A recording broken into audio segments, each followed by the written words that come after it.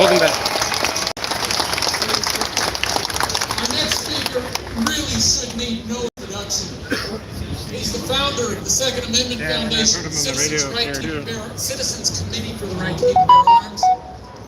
He is one of the stalwarts. He has done so much for the Second Amendment over the years.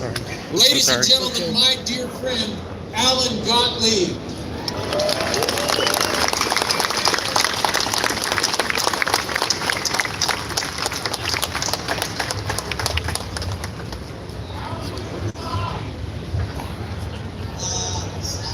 It's Saturday, it's sunny, I'm outside, it's great to know you're here with your home. It's really great to see this growing Second Amendment family out here. And we're all here because you guys are out in the front row, who are the Second Amendment first responders. And it's much appreciated by all across the country. We're really guys these days. The war on our gun rights really got nuclear. You know, a year or two ago we were being called deplorables. Now they call us terrorists. A year ago they were demonizing us. Now they're ostracizing us. You know, they're calling us murderers and irresponsible for crimes that other people commit. The media has been worse than ever. It's so one-sided, it's unreal. We never report gun use. We never report first stories about gun owners. They're so biased, they're so polarizing, they're really I don't know if you guys are staying here or flying over. Their staff is really out gunners or remember this. I don't know if you're aware of it or not, but every town for gun violence now is in the 440 in this nation. There's no one across the country before they take our gun rights away. And after the fact that Denver's unfortunately has over 1,000 paid staff members, shooting like 2,000 people.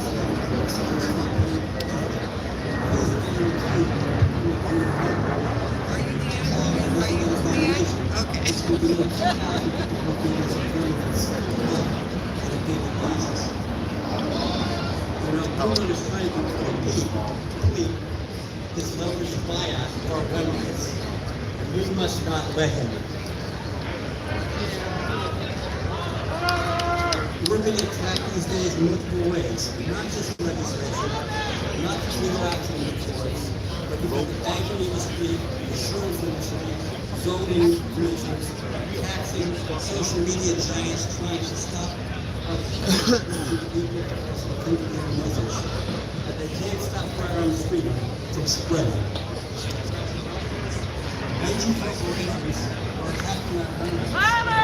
Guys, microphone's really low. Carrying 300.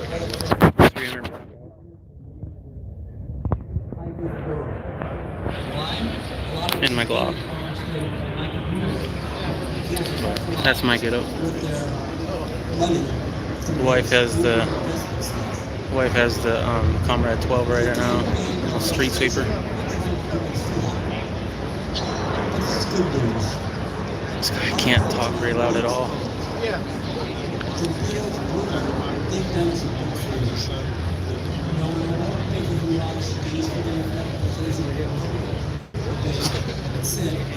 Thank you.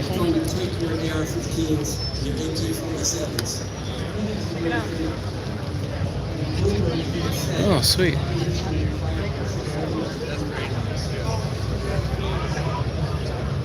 Biden said there's no right.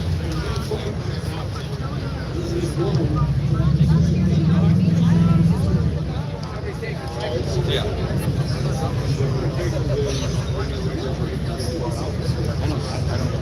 Very expensive.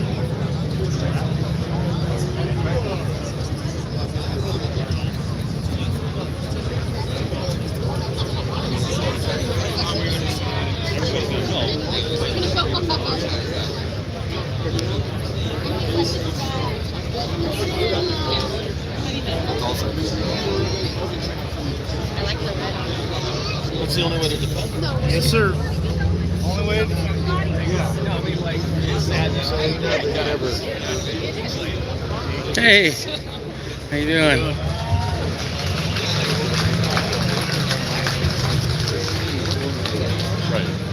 got a vote on it. They've already got a vote. I think we should have gotten closer quicker.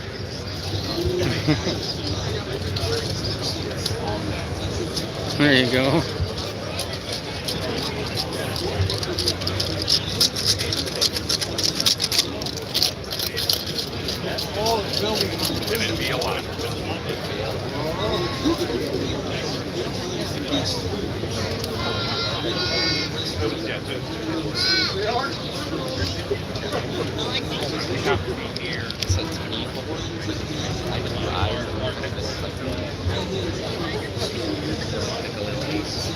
They gave us long sleeve shirts.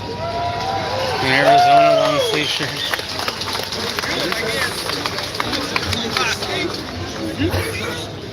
This does get a little chilly in the mornings.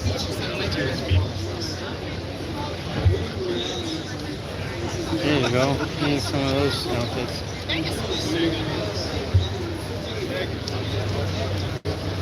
I totally thought that guy in the back behind you was the guy we talked to earlier. Oh, yeah. Oh, you can't hear that speaker at all. Sorry about that, guys. He is not talking up. Apparently, he said something awesome.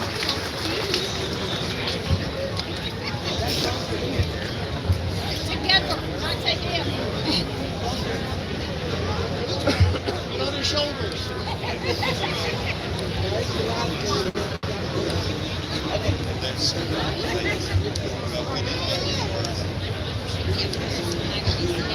Hello, wife.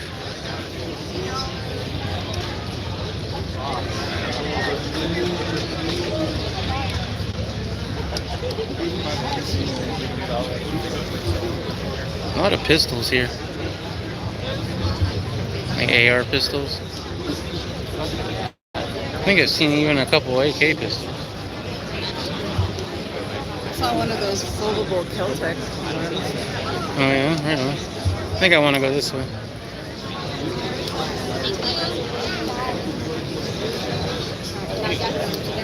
What is it?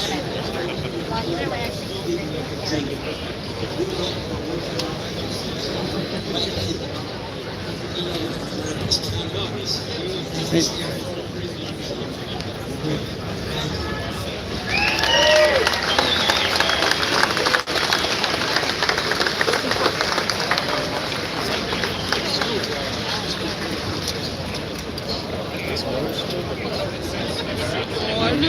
puppy. Oh my goodness. Oh my goodness. It's adorable.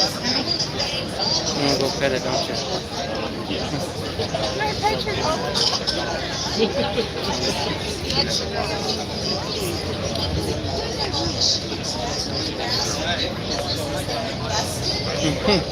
Someone's getting petted. Adorable. You want to hold the camera for a little bit? Extra support them, yes?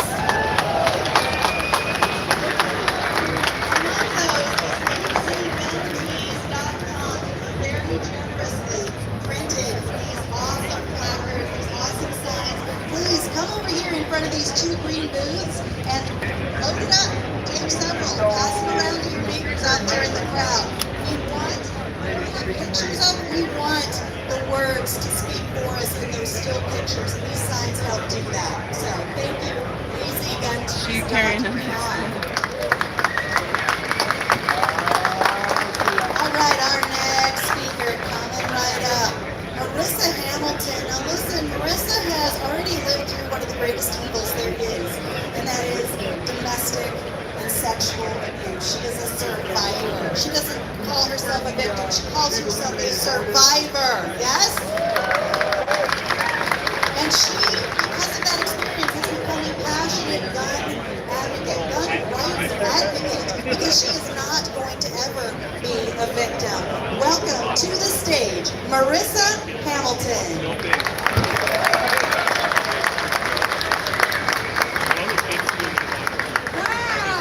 Thank you so much, everyone, for coming out here to protect our Second Amendment.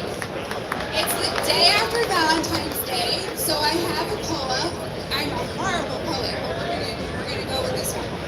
Roses are red, violets are blue. I can still carry because I love you and me too.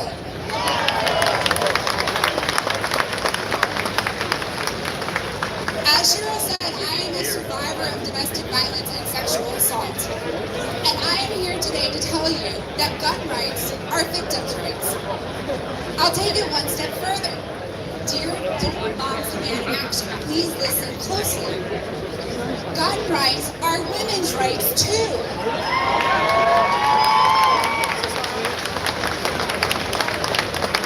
I went and testified on Thursday for a law that would Walk around a little.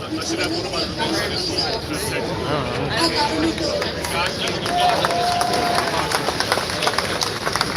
And the reason why I went and spoke about this is because I used to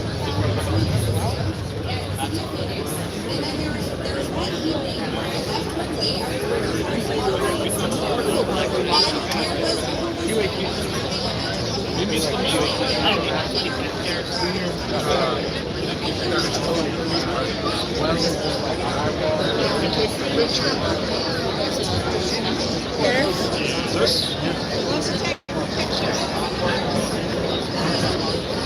Huh? Oh yeah, go right ahead.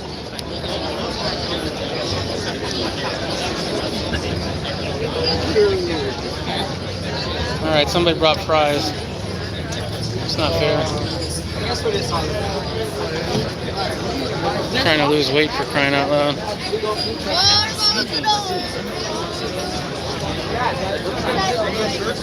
I had my friend make them, and I had it, but some people that I tried to find I don't know. Maybe let me know. What do you guys want to see? The speakers or the people? Put that in the comments. 'Cause I can kind of get where I can hear them, but it's hard to see.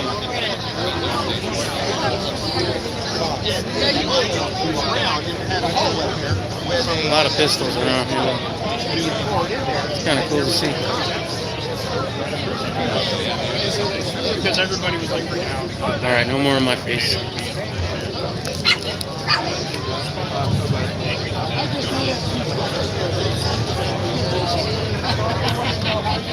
And his leg starts going like this.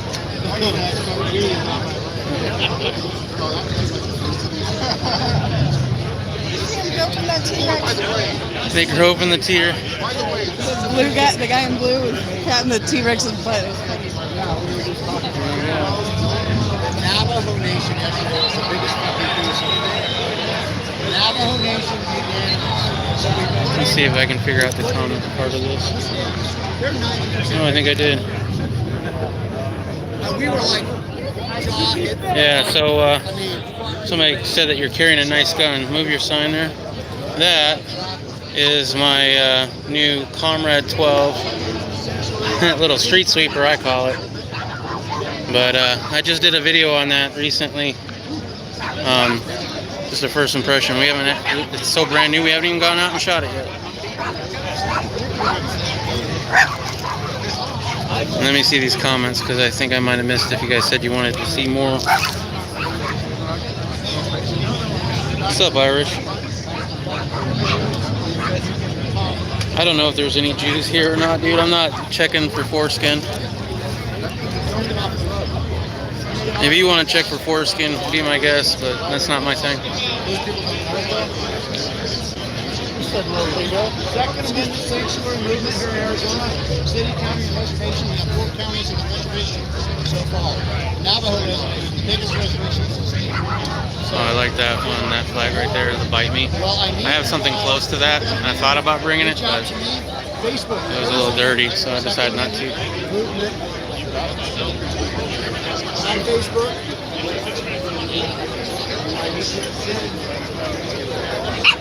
I can get them all the notifications like we did. Navajo Nation we just got, but they've got to do it exactly. But generally, they're looking for people that are not considered them. I had a reservation to the movement to draw them in. A large percentage, very large percentage. So.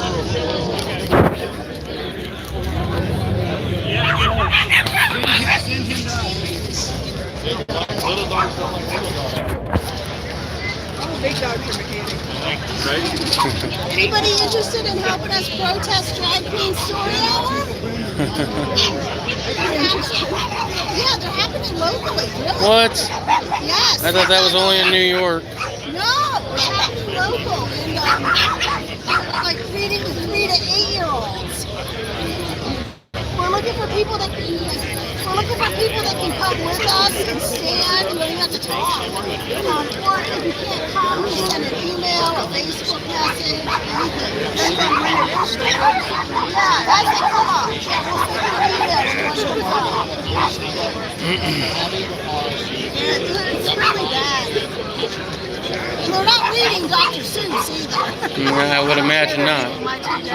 Exactly. They're reading like gender fluid books. A boy can be a girl, a girl can be a boy, blah, blah. If you want to get involved, try to protect your rights, just send us an email or use the picture on Facebook. And with the county and city subcommittee. And that way we can connect each other. You're welcome. Good luck.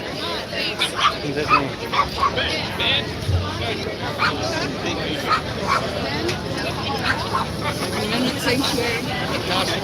Yavapai County just went Second Amendment Sanctuary, which is cool because for a while there we only had one in Arizona. I hope that increases quite a bit.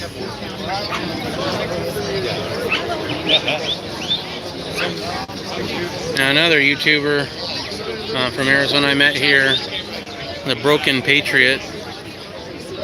That's going to be a video that I post later on. Just go here to your side. I want to see if I can't find him again.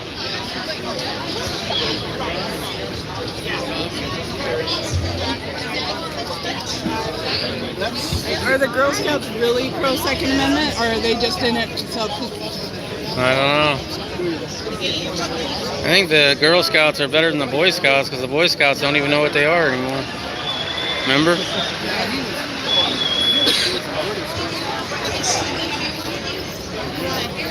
That's probably why you're seeing less this year.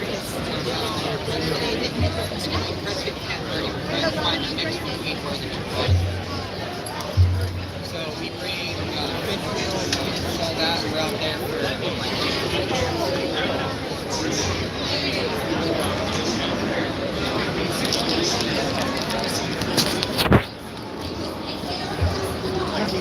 I need to get a selfie stick.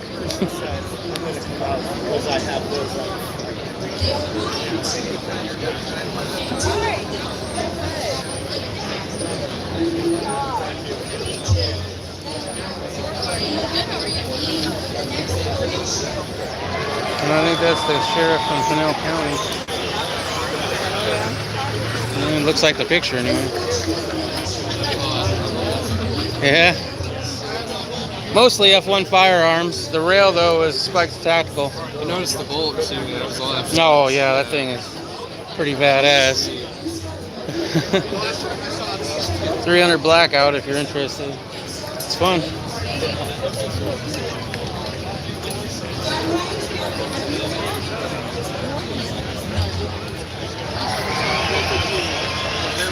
Yeah, I'm getting a suppressor for it soon.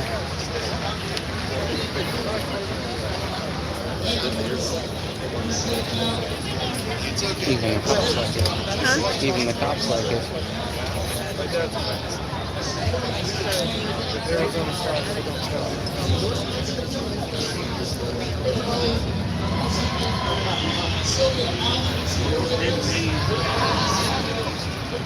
So I didn't get any comments saying that you guys wanted to see the speeches, so that's why I'm walking around. If I get one, though, I will go back.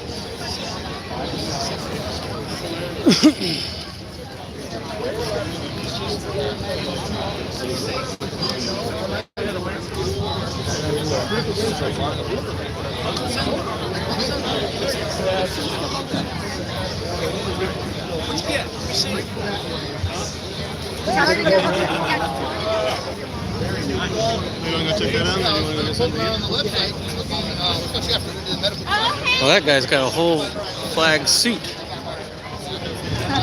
You see him? You gotta have the right physique. Yeah, that's not me. I would bring desecration to the flag if I did.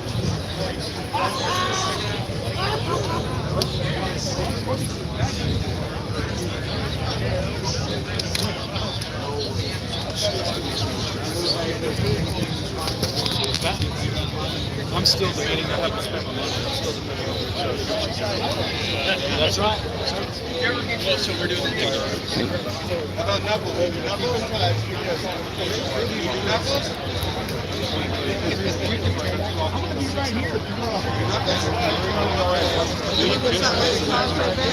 Sure, you want to drop this off? I'll just stay right in this area for you. How's that? Sure. I don't never. Not thinking, huh? Excuse me.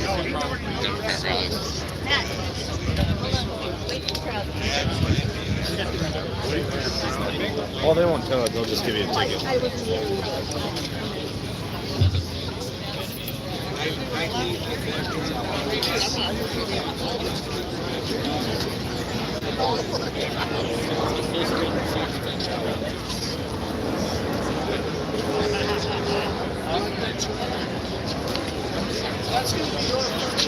All right, time to look in the comments.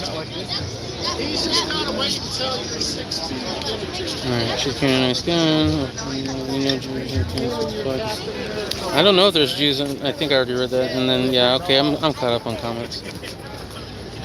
If you're interested in the speeches, though, let me know. But I have a good time just walking around meeting people, to be honest.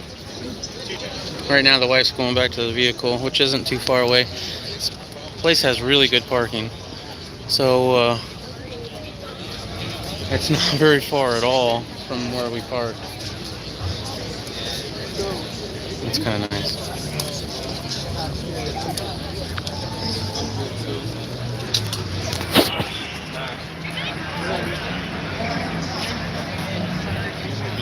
Thanks, sorry. Sorry, I can't pronounce your YouTube name. You're allowed to shoot tracers up in there. Look at this old. Look at this machine gun. Yeah, we were coming back from Vegas.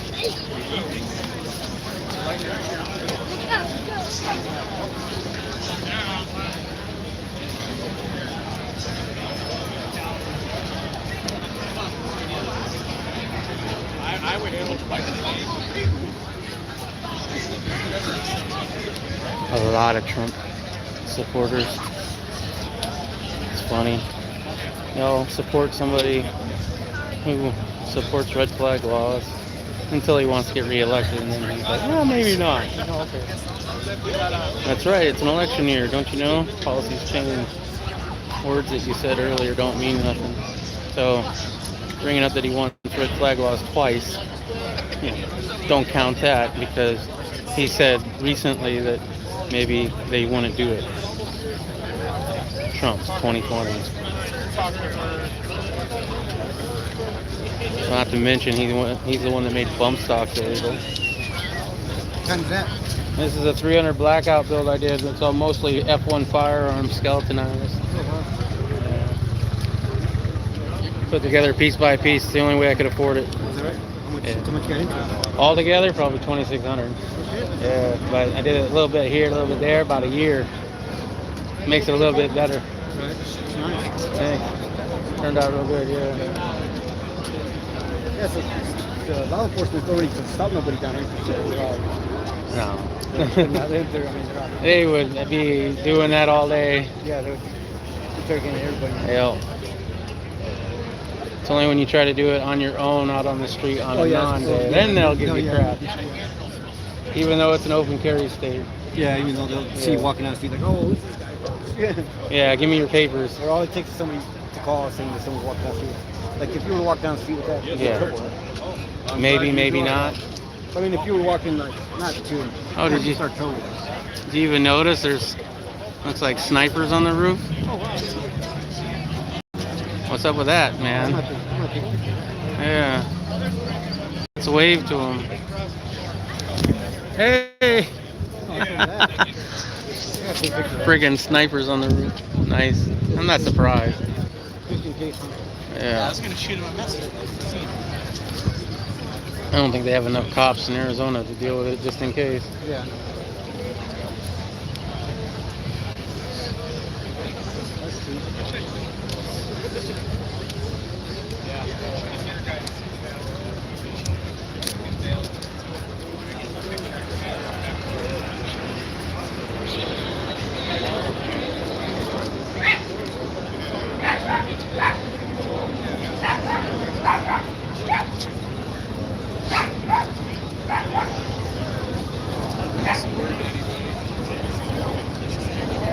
Not seeing any others. But there is another roof that I think they'd probably be on, which is right over in this area. Probably on the other side of these trees.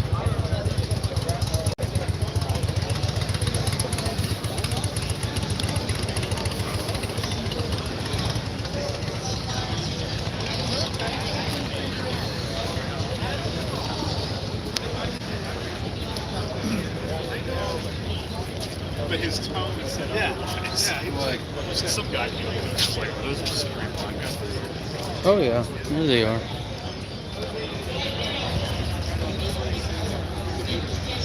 Yeah, there's a dude right there. Hello. Know your surroundings, people.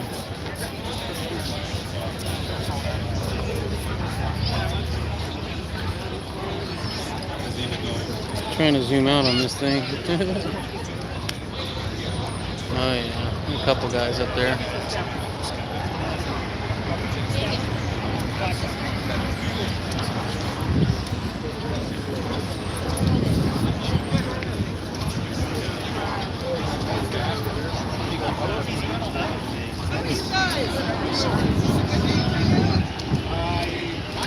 Happy to be here.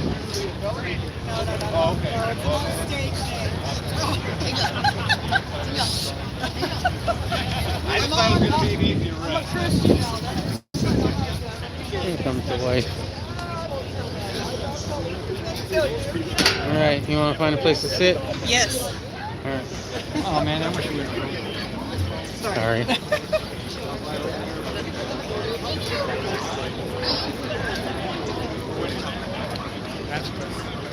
Hey, somebody did bring the flag that I had, so. Yep. I figured we can stand that. Technically, we gotta be about 20 feet over to be on the same line. I like it. I got a few guys. No, you guys are just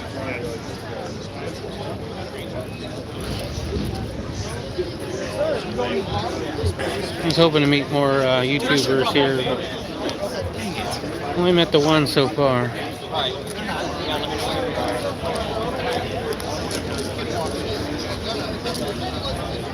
Ooh, that was a hole.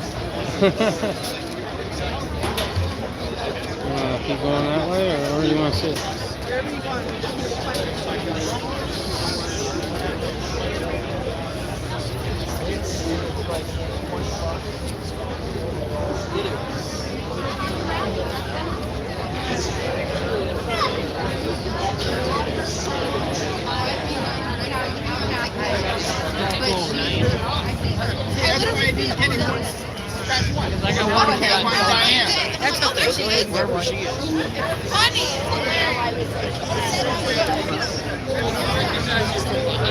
See the guy with the white Oakleys, hon?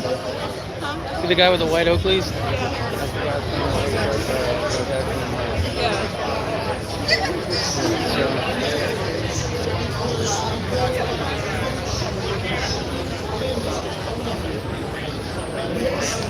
Alright, Papa Scott somewhere.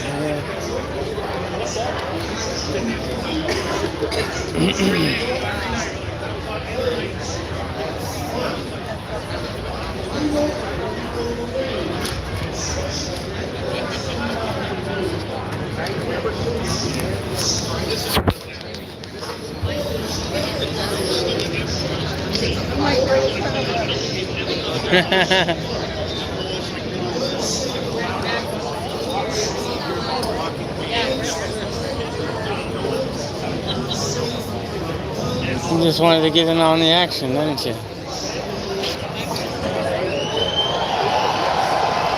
See the snipers on the roofs? Are there? Yep.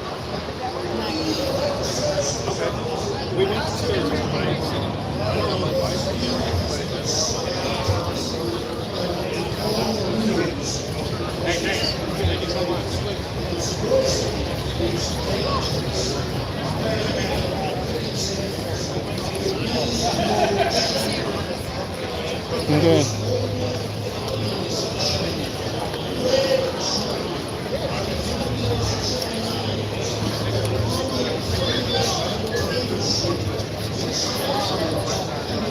I think I'd kind of like to get a little closer to the speakers, but I don't know. I asked you where.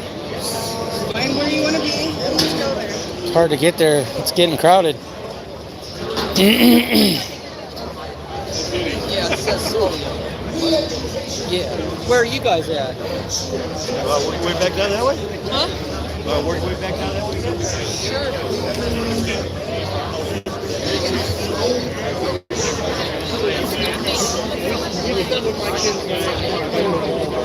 Because eventually you're going to come online and you're going to leave it somewhere. Well, that's what we did. We took the registry out Excuse me. and then guide. Sorry.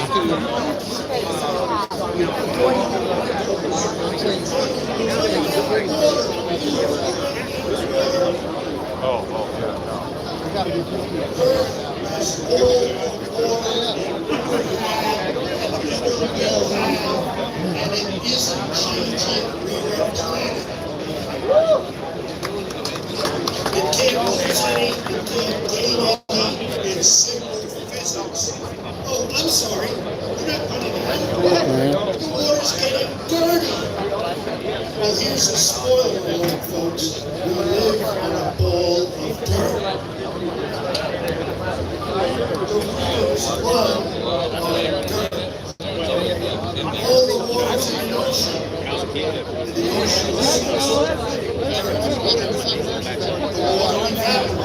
comes down as rain. The water you're drinking is the same water that dinosaurs pooped in.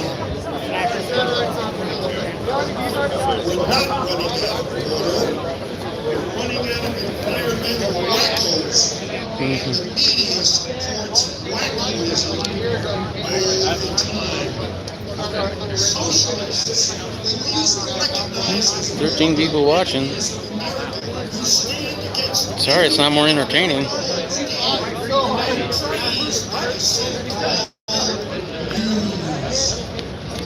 they run for office without media objection. Listen to these words carefully. The socialist cannot take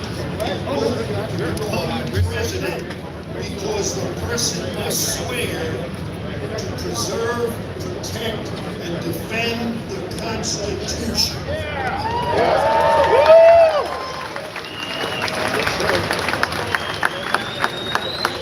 Their platform swears to destroy the Constitution. They cannot take the oath. They are disqualified. Swearing to take your gun that you already own is infringement by definition. Infringement is banned. It is forbidden by the Constitution. Democrats disregard this, and they're using blind fear of all Americans to attract votes. There are only two reasons why anybody can support that. They're brainwashed, or they are enemies of the United States.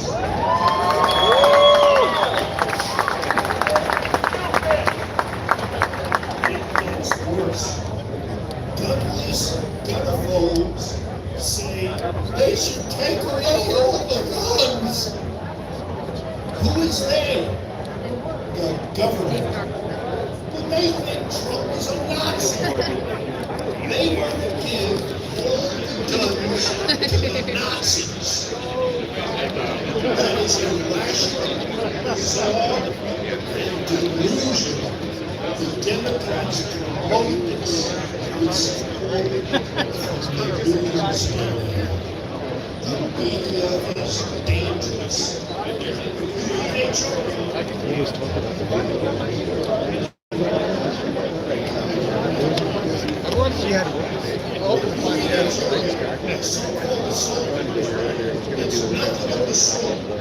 That was the last. It is not trying to fight hard.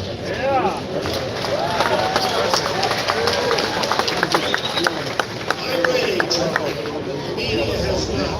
HRA fans, handguns, and shotguns, and rifles, if they have. No, but essentially it's speeches and yeah, there's supposed to be an announcement after he speaks. And then I think it's just walking around. But on page 11, it says pistol grip means anything to conviction has a grip. All guns have a grip. They say ban assault weapons. The bill says ban everything. That's what the bill says. That's what they're after.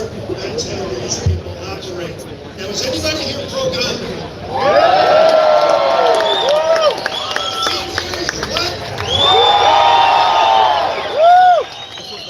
Yeah, it's getting for pro-gun. And here's why. Pro Second Amendment. Guns are banned. So if you're pro-gun, you're banned. And what does it make them? Anti-gun, which they think is good because guns are evil. I think you're pro-rights. Yeah. We did it in like 2 hours. So but there's one more to be done. Face it. I'm going to take your phone. Anti-self-defense. But yeah, You we'll say do you're it. pro-gun, they think you're the devil. There might be more. You say you're pro-rights, they're anti-rights, and you take back the language which we have to do, because the media kills us. I have 2 pieces of advice. Take a new shooting, because the police are upset. And it's a two-step process. Bring them to your home and go to their home and show them an unloaded size. Unloaded size. They pick it up and it's heavy. Because they know that. Oh, it's heavy. And they'll learn trigger. Yeah, thank you. How to align the sights, how to work the mechanism. And then they're ready to go to the range. Showing them an unloaded gun, you build desire, and they want to go to the range instead of being afraid. Two-step process. Show them an unloaded gun, go to the field, shoot this. The second thing is this. They have a 1-hour program for schools, rotaries, churches, and synagogues, and men's club, where I will open your eyes to what's on in the media. You will never look at your television set the same way again. So arrange that. Bring me to your group. Let me open their eyes, and you will learn something. Put an end to the propaganda on your TV screen, and I'll do it wherever you are. Find me backstage. Let's do it. Save your guns, save your rights, save the nation without bloodshed. Thanks for listening, and may God save America.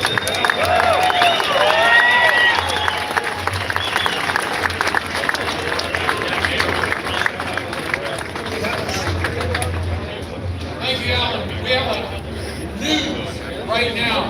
It's news for you. It's big news. I want to invite Dave Cobb back up to the stage, and he and Alan will tell you all about it. We have a special announcement here at this rally. How many of you remember this?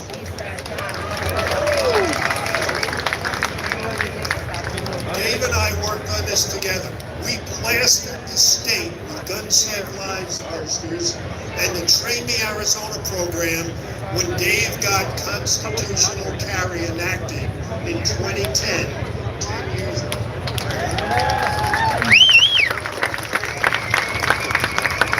I used to have red hair. I'm getting older.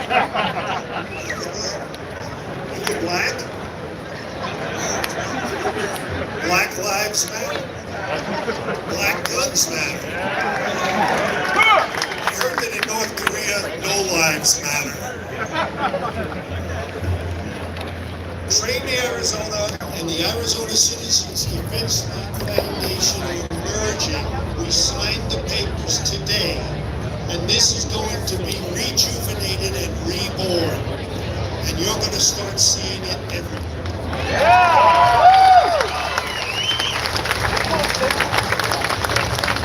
Now, the city of Phoenix didn't like the message. They sued us to censor us.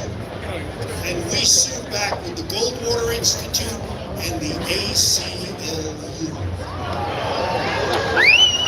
It's a free speech issue.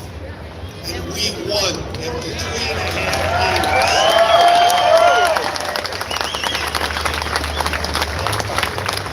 We're going to come back stronger than ever. You guys can support it by joining the AZCDL, the AZCDL Foundation, the entire organization. And Train Me Arizona's goal is to train everybody in gun use, marksmanship, gun safety, and we're going to get it into the schools. Yeah! So thank you very much. Go to the AZCDL booth, learn more. We have brochures. I'll be around. We'll talk. And thank you everybody for supporting our rights and being pro-rights. Pro-rights. Pro-rights. I can't hear you. Pro-rights. Pro-rights.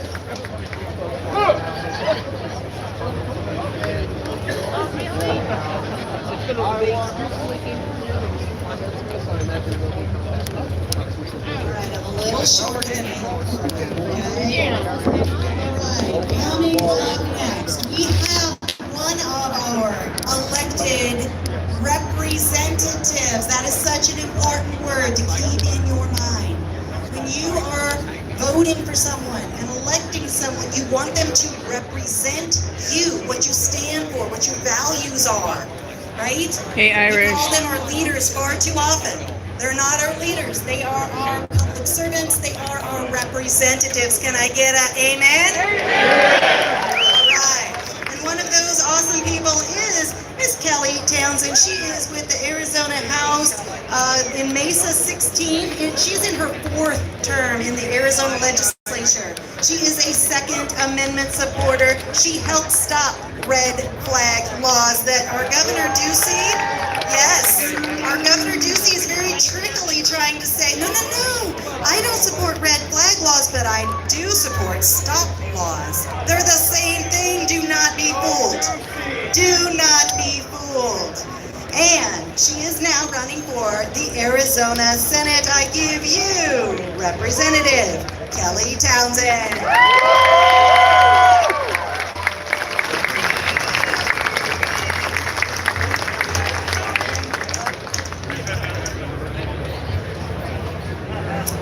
I just love you guys so much.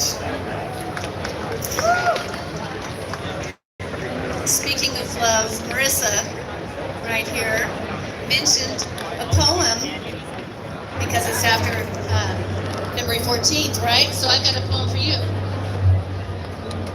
What we got going on there? Sound, all right, ready? Arizona is red. Democrats are blue. If we lose the majority in this legislature, it's red flag laws for you.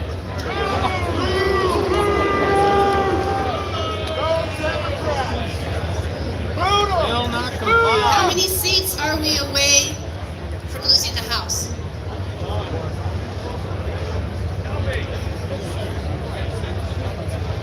Essentially, it's one, because we will no longer have a majority. We'll have to share with the Democrats. It'll be split. How about the Senate? 2. That's really scary because not too long ago we had a super majority. And over the years, as I've been involved and many of you have been involved, we've watched our majority dwindle down to 1 seat. And we are 1 seat away. If we lose, and Dave Kopp mentioned this aptly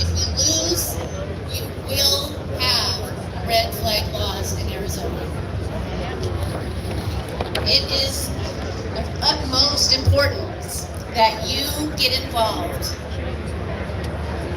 Everyone is busy. We all work hours upon hours. But if we do not get involved, if you do not go out and make sure that Republicans get reelected and recover some of the seats that we lost, it's going to be over. I hate to be the bearer of bad news. I can't emphasize it enough. If you do not get out and work, when we lose our gun rights, we cannot complain. You must do it. Dave mentioned almost everything I was going to say in my speech. So in times like this, and I usually do this anyway, I go to see the scripture of the day to see what it is that God wants me to tell you guys. And so that's what I did again today. I'm going to read you the scripture of the day for Bible Gateway. It's 1 John 4:10. It says, "This is love. Not that we are loved, but that he loved us first and sent his son as an atoning sacrifice for our sins." And I prayed and I said, what would you like me to get out of that? And I believe what God would be telling all of us today. We don't do this because we love our country so much as we should be fighting and working because our founders, our fathers first loved us and did what they did for you, for me. Is that correct? So I'm going to ask you to do something a little unconventional. I'm going to ask for everyone's attention behind me and in front of me. I want you to close your eyes. Every one of us here has the DNA in your blood, in your bones, in your tissues that belonged to a forefather. I ask you to just take a moment and feel that blood coursing through your veins. What can they ask of you today? Where are they? The founders are in graves right now. You are up to bat. It is up to you. It is up to me to preserve our rights. I stood at the Tomb of the Unknown Soldier in 2012 when I was first elected, and I went back to DC and we watched the exchange of the guards, and I listened to taps as I looked over Washington DC, and Barack Obama had been reelected.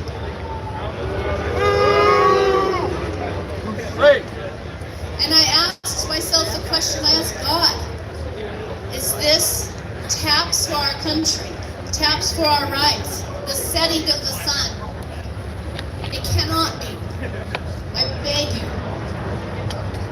Go beyond national politics and look inward to Arizona. We need each and every one of you to become involved.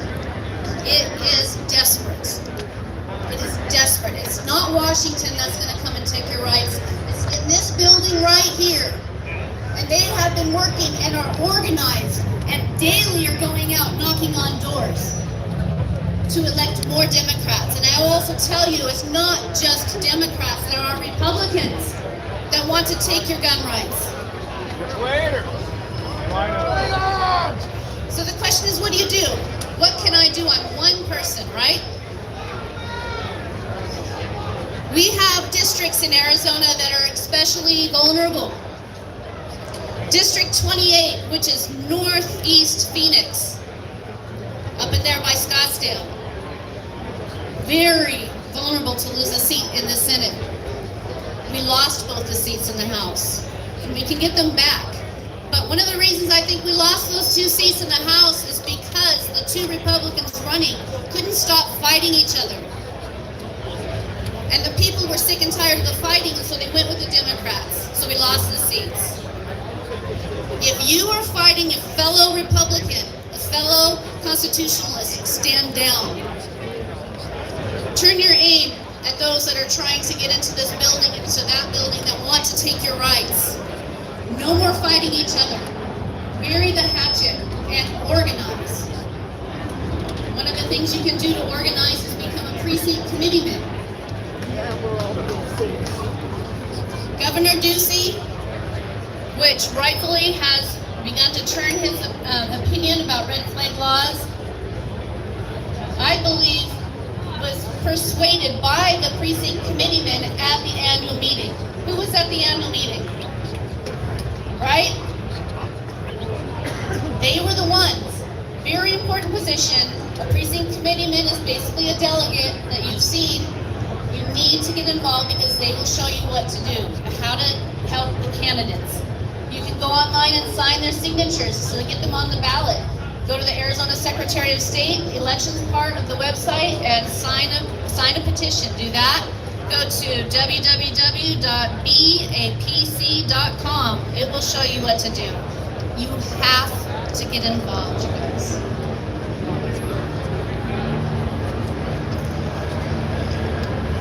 I cannot believe that the second place winner in the primary, Mayor Buddha, what? Buddha something? Buddha gig? What?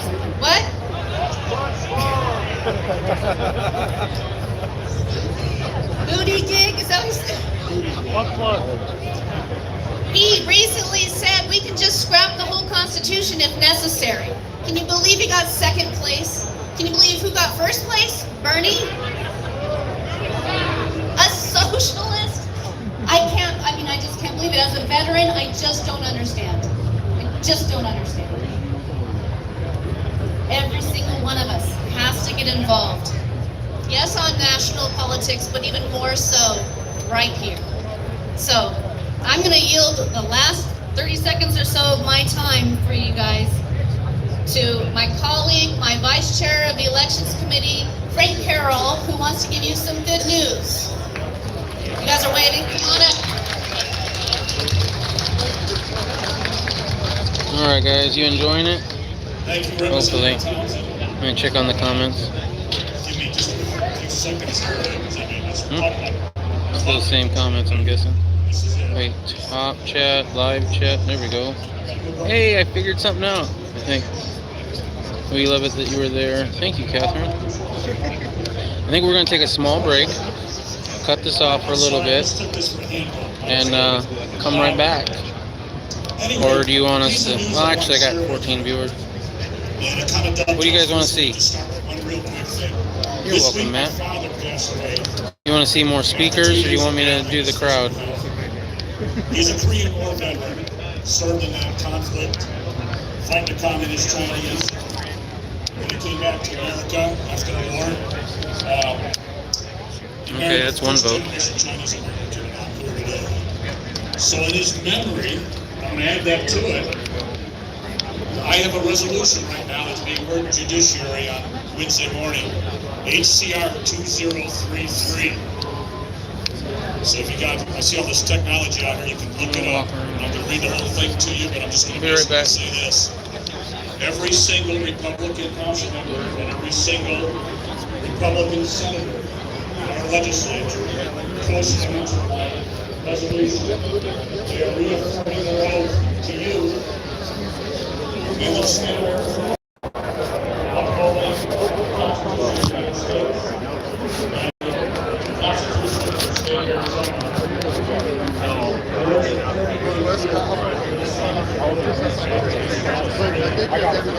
the State of Arizona. Just said,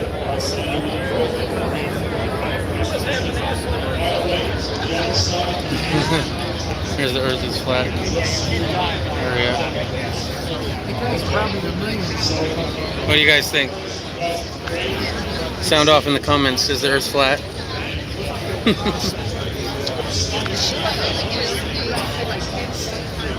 Oh, God. Lucky it didn't go in. It didn't go all the way in, but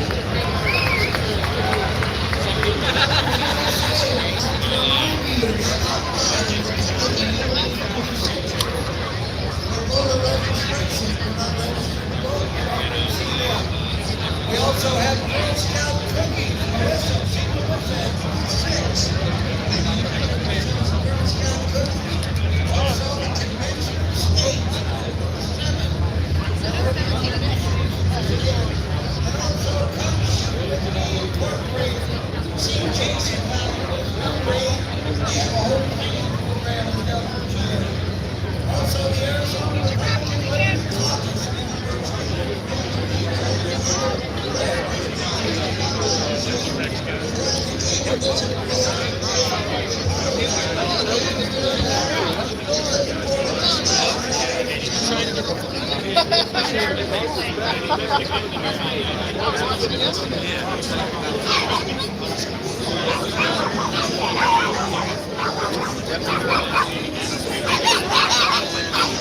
Those are pretty cool, huh? 3%ers, I'm guessing.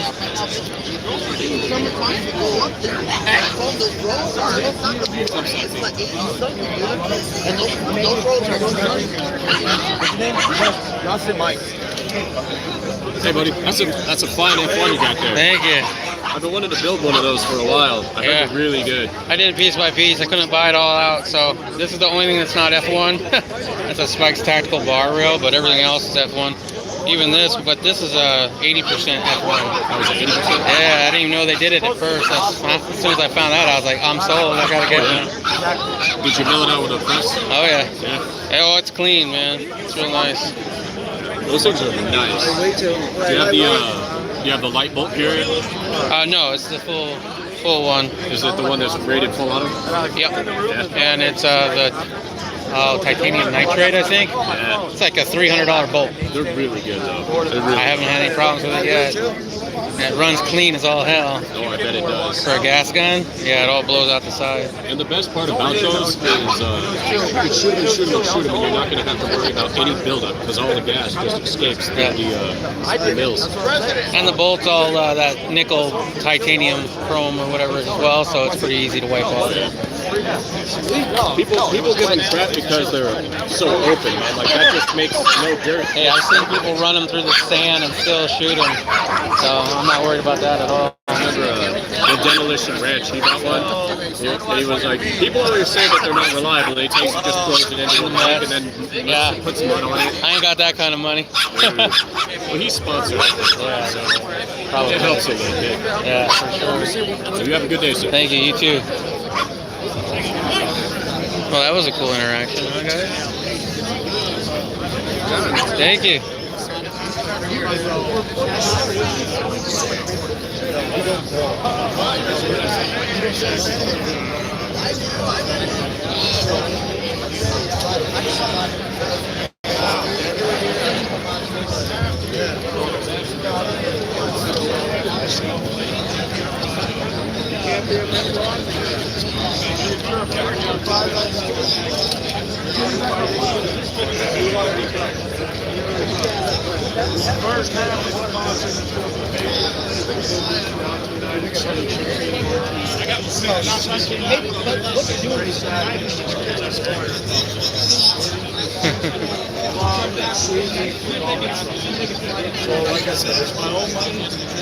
That guy had a Trump button with fur for hair. Okay, that was kind of funny. I'm not a Trump fan, but that was funny. That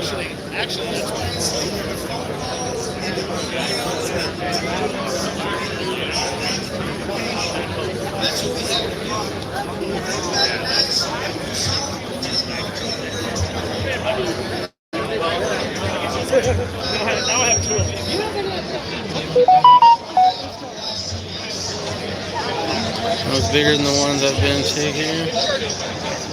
Where are you at, Flat Jacket Gaming? Still at work. Globe. Nice.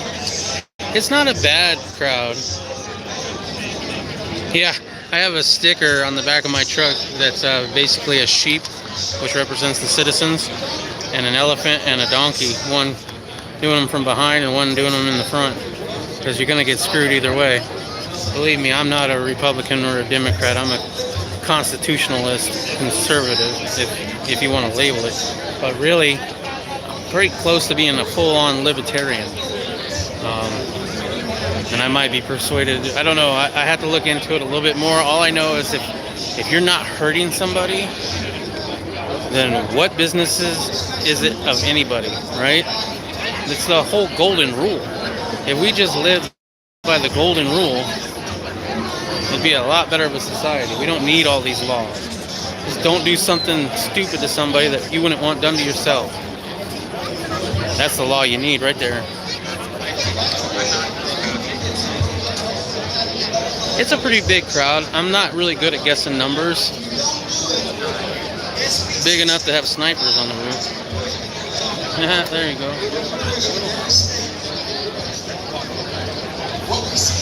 So, I wish I could tell you about how many, but that's not my deal. But as you can see, it's a pretty big crowd.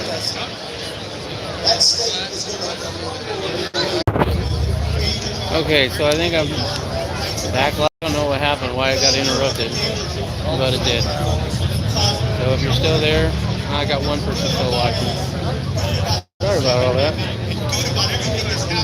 I was thinking about shutting it down and then starting it over, but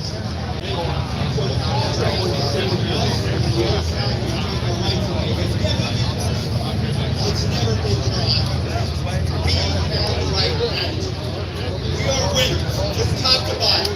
We are winners. That's what we're all about. We're all about it. Think about it. This is the ultimate Big Ten. The media, the press will never show this live. hey, What do you see here? All walks of life, all races. You see people coming together from cause. We care about the Second Amendment, folks. When it comes to color, if you prefer FDE or black on your guns. black! When it comes to discrimination, the only thing we care about is do you prefer a 1911 or a Glock? And we all know that the 1911 is the greatest ammunition. The other thing is, what is this? This is a rally. This is a celebration of our rights. What does the other side do? They protest. Everything is a protest. They want to take away our guns. They want to take away our religion. They want to take away our health care. It's all about taking stuff away from us. What do we want to do? We want to preserve what we got. We want to expand it. We want to make it even better. It's all about attitude. We have the right attitude. Why ultimately we are going to win. We are going to Okay, so I win. wanted to check up on the live. Seems okay. So thanks for the people who came back. I don't know why my stream got interrupted, but it did. We talked about one of the comments that just came up.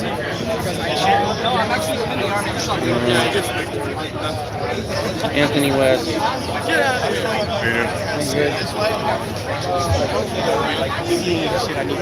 let me get out of the crowd just a little bit.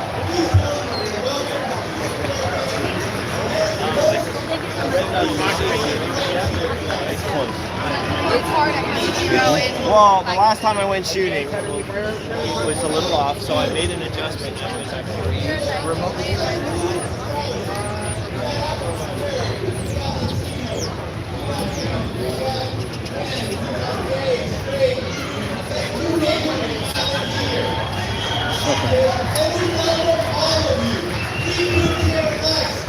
Don't bend but neither side cares about our rights. Exactly.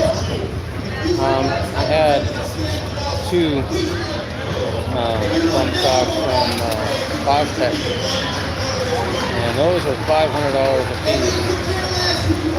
$500 a piece. I had two of them. I'm not a rich man, okay, so $1,000 that I'm not going to get any money back for. I'm not going to get compensated one bit. And if I keep them, I'm an automatic felon for buying something illegal that I saved up my money for and bought. Yeah, I'm not a Trump fan. And I'm not saying I have to.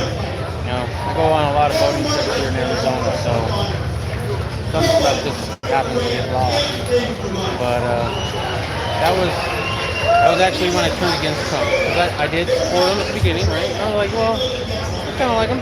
And my friend Kansas Hillbilly Prepper liked him, and you know, he was really adamant about Trump. This was before the gun grab and stuff. And I even went to one of his rallies here in Phoenix a few years back. But it wasn't too much longer after that with the whole bump stock thing, and I was out. Here's the problem with the bump stocks, even if you don't own them, alright? Okay, let's say I didn't own them, I'd still be pissed too, because he had the ATF, I believe, right, redetermine what full auto meant. That's trying to change the law without using Congress. That's problematic.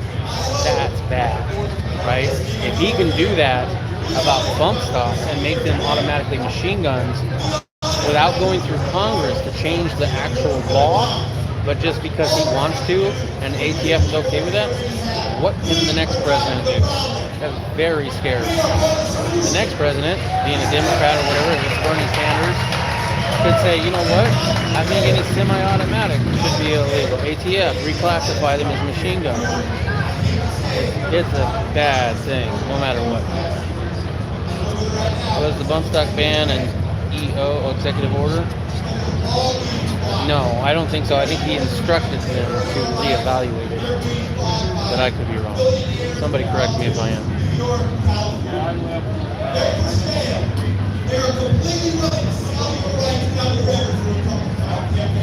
Anthony West thinks it was. It might be. I know he tried, right? So here's where I don't know. I know he tried to do an executive order. I don't think it worked, in my opinion. What I remember, and I could be totally wrong, I don't think it worked. And so I think that they then told the ATF to go redefine what an assault or what a full auto was. And I could totally be wrong. All you have to do is Google it. I'm sure you'll find out.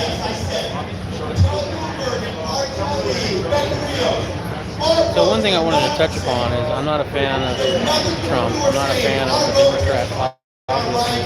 I'm pro-freedom, pro-Second Amendment, pro-Founding Fathers, and pro-Golden Rule.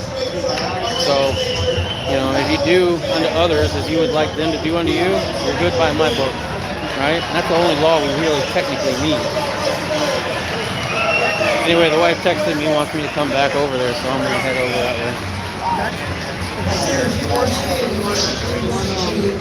Oops, sorry. Excuse me. I keep switching hands though, so it keeps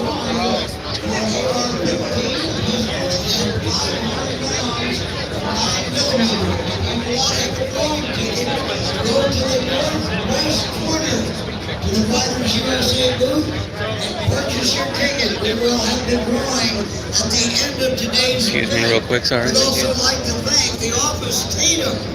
We'd like to thank the Founding Fathers Ministries, their education speakers.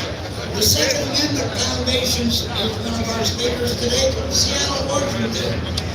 Also, Arizona Firearms and the U.S. Law Shield. Stop by their booths and get their information. Yeah, I got some of it. Let them know you appreciate them being here at the Second Amendment rally. So tell me about the last speaker, just in case people didn't hear what he said. Can you sum it up? He was talking about how it doesn't matter where you come from, it doesn't matter if you're gay, straight, black, white, what race you are.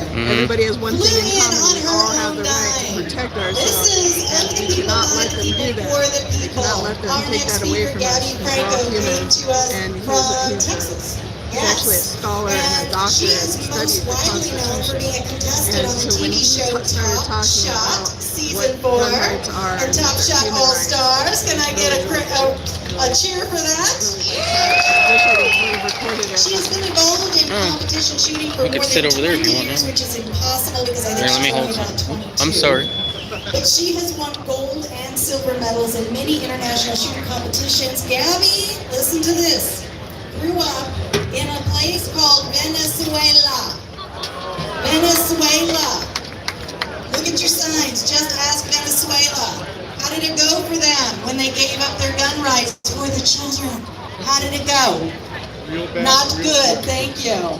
And she watched as her native country deteriorated alongside the rights of the citizen. Her passion to preserve those rights here in America are what bring her here today to speak with us. Gabby Franco.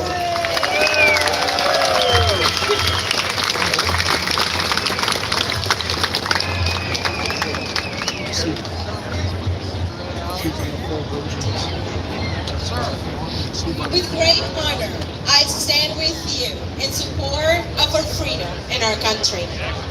Almost 20 years ago, I left Venezuela. I left everything and everyone I love. Family, Olympic career, friends, education. Back then, I was surrounded by ideologically divided adults. The vast majority of them were too busy to pay attention to politics or even to vote, while the rest were blinded by flashy socialist ideas. Not even the high probability of participating at the 2004 Olympic Games stopped me from moving to the US. Leaving everything behind was the high price I paid to find freedom again. In April 1999, an important election took place after Hugo Chavez won the presidency. Unfortunately, only 37% of registered voters cast their votes for a referendum. That was the beginning of what led to the change of the Constitution and solidification of the socialist government's power. Venezuela was a wealthy country. Now it is a crumble of misery mixed with a silenced despair. Fellow Americans, hear me well. There's no such a thing as little bit of socialism or some gun control. The ultimate goal of those politicians who promote these ideas are a total transformation of our country as we know it. Oh yeah, most dangerous thing here, Massive trust me. Gun confiscation. That's a cool shirt. Invest in the future by voting for politicians who with actions show they protect our freedoms.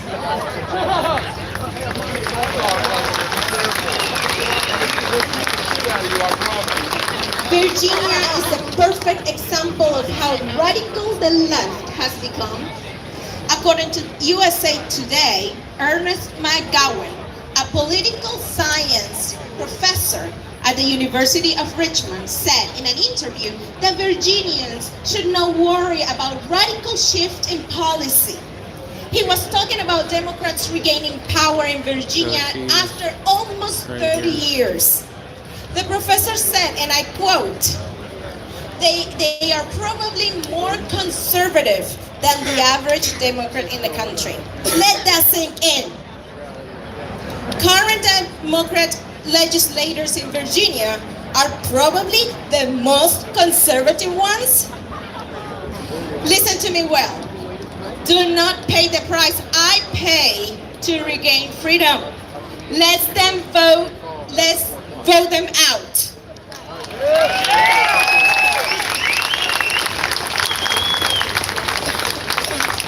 I do know the pain and frustration of gun violence. Family members and friends have been kidnapped, robbed at gunpoint, and killed in Venezuela. That's exactly right. Criminals followed a cousin after he withdrew money from the bank. Exactly right. They stole the money and shot him inside of the car at a traffic jam. Or no? The law did not allow my cousin nor the criminals In New York, to carry firearms. Exactly right. Thank you for that comment. The law, two dear female members of my family saw the front end of the gun while being robbed. One of the criminals also beat one of the women. Once again, the law prohibits my dear family members from owning guns to protect themselves. I can go on and on for hours, but the common denominator is that gun control makes citizens defenseless, and criminals know it. Some of us are lucky enough to tell the tale, but many others were not. Defend freedom, defend the Second Amendment.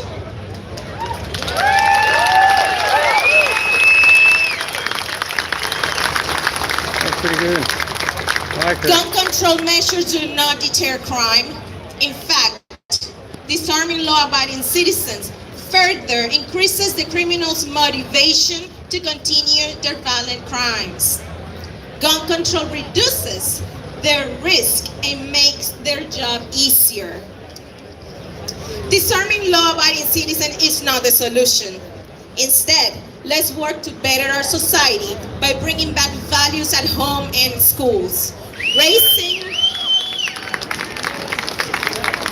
Raising strong and independent adults is a long-lasting solution to the problems we face in our communities. That said, politicians need always to be reminded that the right to own and bear arms shall not be infringed. Amen. Not even a little bit.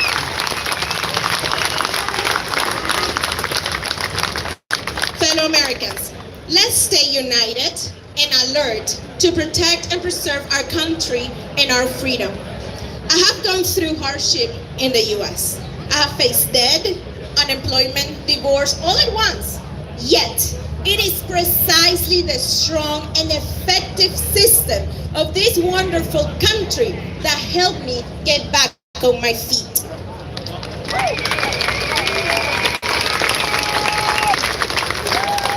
Enough with downplaying the greatness of this country. I am a proud Venezuelan, but you bet I am proud to be an American. Hell yeah. That's what it's about.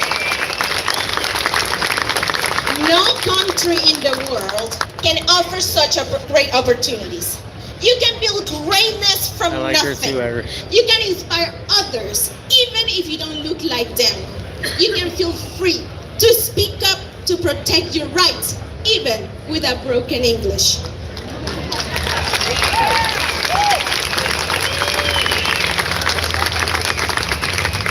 Talk to your neighbors, your friends, your family, and everyone you can. Tell them to vote for freedom, because the United States of America is worth it, and because the price of freedom is too high to let it slip from our hands. I'm glad you guys can hear her, dude. That's awesome. Now, my friends, please repeat after me. I love the USA. I love the USA. God bless you, and God bless America. Hoorah!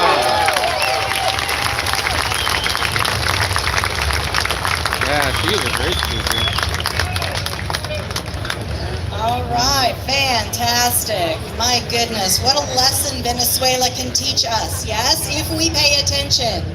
All right, very quickly, we have somebody coming to the stage, Mr. Drake Mitchell. He is with az2a.org, the Arizona Second Amendment Sanctuary Movement, a very important movement. Hey, Chief, good to see you.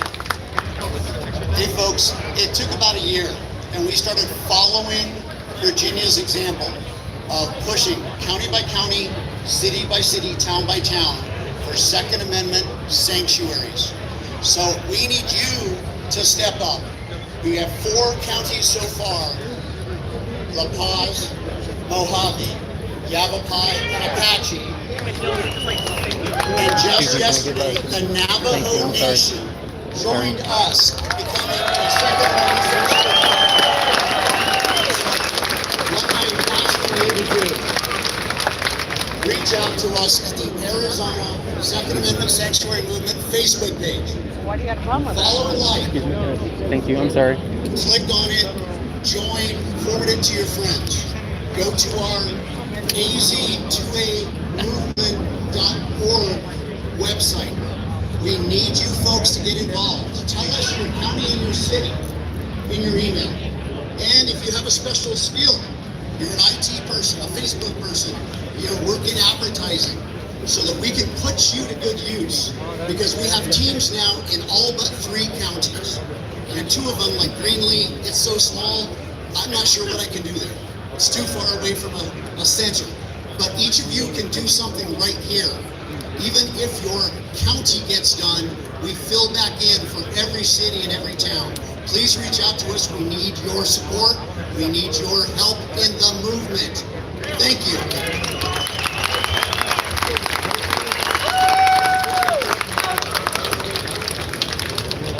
We'd also like to remind you about Gun Freedom Radio, Pot of Gold, at booth number 15. Please stop by and see them, say hello. The Firearms Coalition, is at 16, booth 16. Stop and see them. We'd like to thank the Arizona State Rifle and Pistol Association at booth 17. and also Arizona CDL. If you're not a member, you should be. Yes. Thank you. All right. Wasn't Gabby Franco just awesome? Yeah! I love Gabby. She has such a great story. As we've mentioned and waved at a few of our elected servants, I noticed that Cena Kerr has joined us back here, and there's Cena. She's state senator from District 3. Yeah! Maybe 13. I'll be 13. That's where I live. She's mine. And I'm proud of her. Want to tell you something else. This white tent over here at about station number 5 is registering voters. Now there's a myth out there that if you register to vote, then you get on the jury pool. No, that happens when you get your driver's license. Registering to vote has nothing to do with it. Go get registered if you're not registered, and if you are registered, stop by the booth and sign up to be a precinct committeeman. Get involved. Voting's not enough. Be an influencer. Make things happen. Right now, our next speaker, well, you probably know him from KFYI and the Conservative Circus. He's a native of Wisconsin, but he came out here and he tasted freedom, and he liked it. Ladies and gentlemen, Mr. J.T. Harris.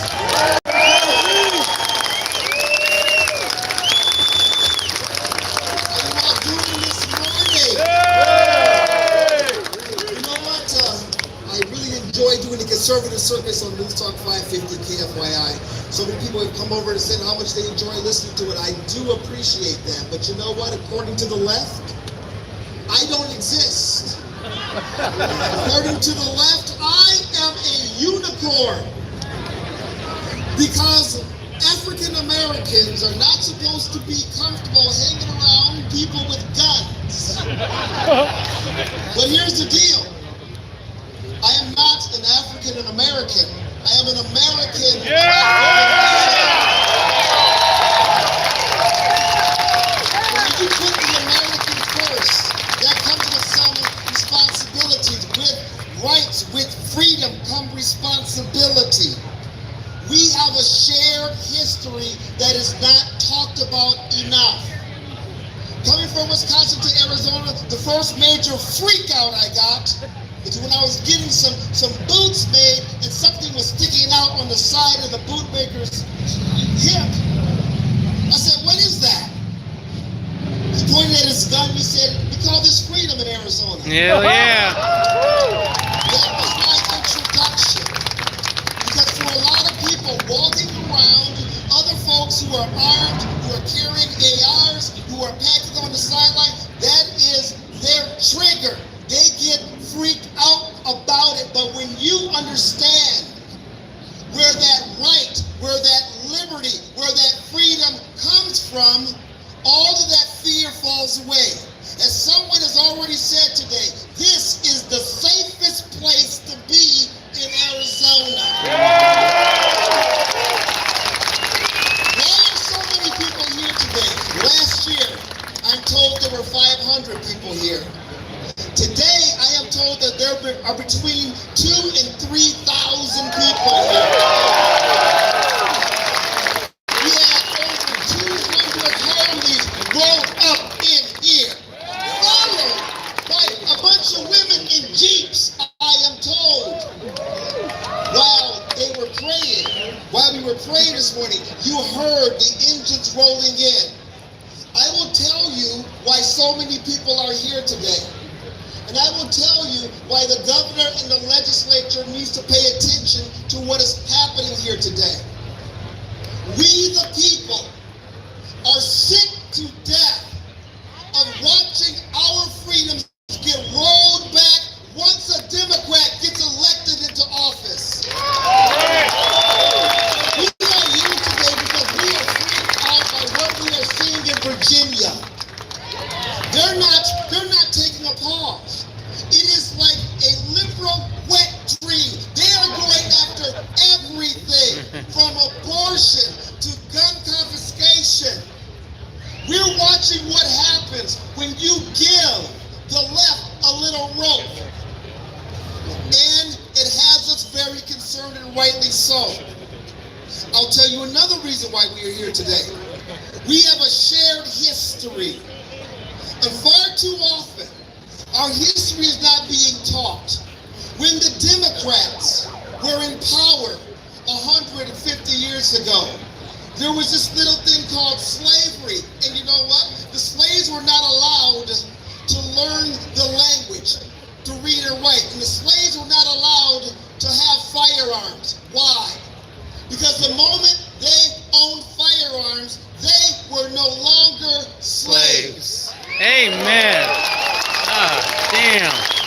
The Democratic Party today is trying to re-enslave us because they want to disarm us. And when they disarm us, we no longer can protect ourselves. They expect for the government to protect us.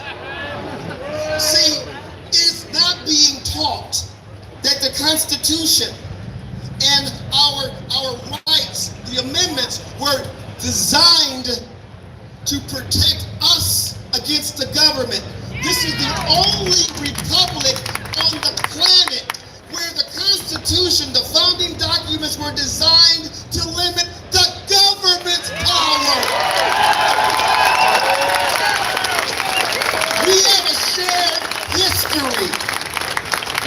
We have a shared history, but we're told that we're not supposed to like each other if we have a different sexual preference, if we have a different pigmentation. We are told we are not supposed to like each other if we have a different political ideology. Here's the deal. We love people who love this country, our Constitution, our freedoms.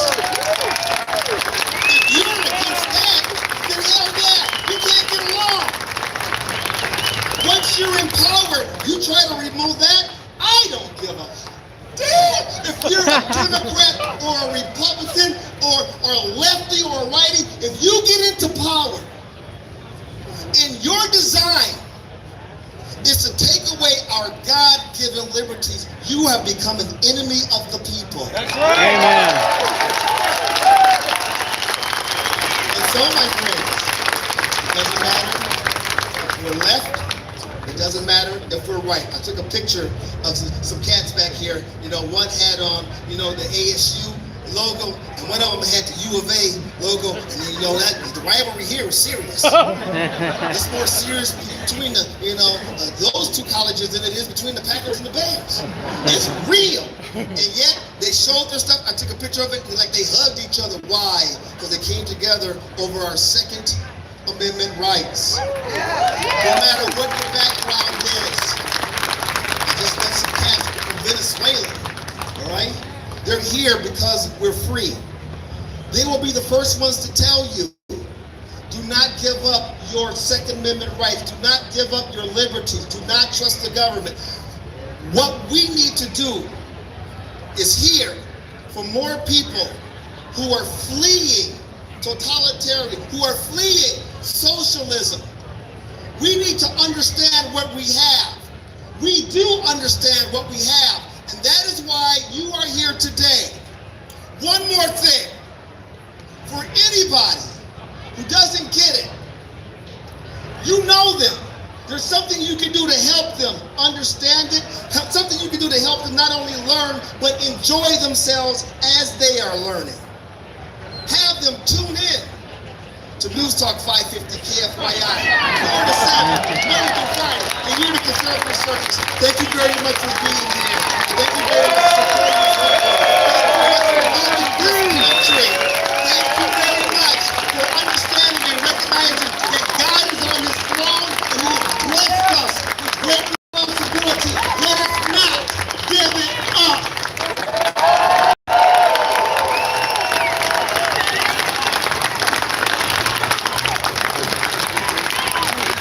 You're welcome, hot spice. Kind of cool. I think this flame's coming off the microphone. That is a good thing. That kind of passion, we need it. We need it. Listen, I want you as you're standing here today, as you're milling around, I want you to talk to the people near you. I want you to get to know each other. We need to tighten up our networks of people who are like-minded and passionate. There's a gentleman here somewhere today, came up and introduced himself to me. I wish I had time to give him the microphone. He said when he was 3 years old, 3 years old, on his birthday, that's the day that Hitler marched into Paris. He was living in Paris at the time. And we all know how that story went. He said his dad had registered his firearms. Guess where they came? Knock, knock, knock. Came to his dad's door, right? That's exactly what happens when they get you to register your firearms. We've already seen the history so many times. Do not let it happen again on our watch or our children's watch. All right, coming up next, we have someone else who came to Arizona on her own dime, right? It is of the people, for the people, by the people. Miss Gina Roberts came to Arizona from California, so she knows a thing or two. She knows, yes, welcome to America. Gina Roberts is a competitive shooter and, like myself, one of the delegates of the DC Project. She serves as the president of the San Diego Log Cabin Republicans, as well as being the vice president of the Valley Center Republicans Women's Federated. Gina was one of the faces chosen in 2019 to be on the cover of Time magazine, on their issue dedicated to guns in America.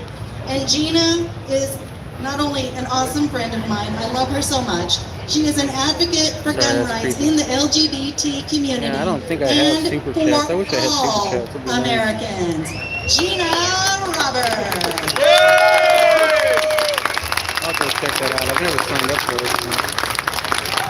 So, I don't want to see our thank you, dude. I got a video about it. I don't have a short problem, but I so built can it everybody here and there over the last year or so. I'm so proud to be here, and I was, 300 bucks. Cheryl said, do you want to come and do this? And I want to say this because she's tried it so many times. Cheryl taught Gun Freedom Radio. So, you may not know me as well as a lot of people around here. I'm following some really awesome speakers, so hopefully I can make a point here. I do a lot of work in the background for the Second Amendment advocacy world. I'm active in numerous organizations and work within all those things to advocate for our rights, or at least, I hate to say it, a lot of times we're working to just keep from curtailing our rights because of something we'll talk about later. And I have the glorious opportunity of being a gun rights activist in the socialist country of California. Anyways, just in case anybody didn't notice, our Second Amendment rights are being eroded at a rate that we've never seen before. We're being assaulted by organizations and individuals that are extremely well funded and very well organized. DC Project, we're fighting against Moms Demand Action. We're trying to be the other side. They have a $60 million budget. We have a $60,000 budget. So if you know any billionaires, we'd love to hear from you. But the thing I want to make a point of today is that we are playing the victim in our world. Yeah, we hate being victims. We are allowing the other side to control the narrative and the dialogue through their friends in the standard media. And they've done an absolutely spectacular job at it. They've introduced a whole new lexicon of language to marginalize the gun community. They call them assault weapons. They say gun violence. They say child haters. All these other things, a message that frames us, good, law-abiding American citizens, the gun owners, as the purveyor of death and destruction simply because we choose to exercise our constitutional rights. Imagine, if you would, that such a coordinated effort was happening on the First Amendment. Oh, wait, it is. It is. So maybe it's time to do something. So why do I say that we're playing the victim? Well, let's look at the current hotbeds of anti-rights activity. And I call it anti-rights because it's not just anti-gun, anti-rights, all of them.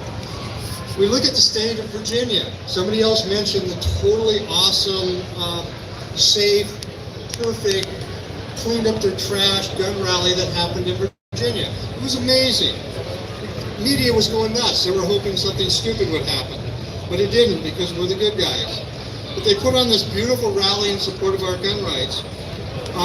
They showed the best of our community. And what happened? The next day, their legislator passed red flag laws out of committee. Is that that doesn't sound like we're driving the narrative. It sounds like nobody's listening. But obviously the rally had basically zero effect.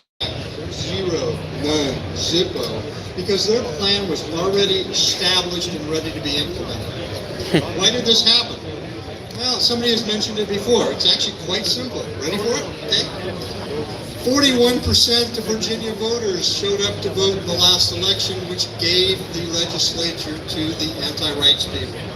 So that means 59% of their people allowed themselves to become the victims of the small majority that wants to change our rights. So why do we allow ourselves to be victims? It's really, again, pretty easy, because we gun owners go to great lengths to protect ourselves in terms of physical security. We train, we prepare, we carry, we stand around and we scream, and we shall not comply. One of my favorite people said that in front of Congress. So why did we get to Diana Mueller? Yes, my leader in the DC project. So why are we always on the defense? It's because we create this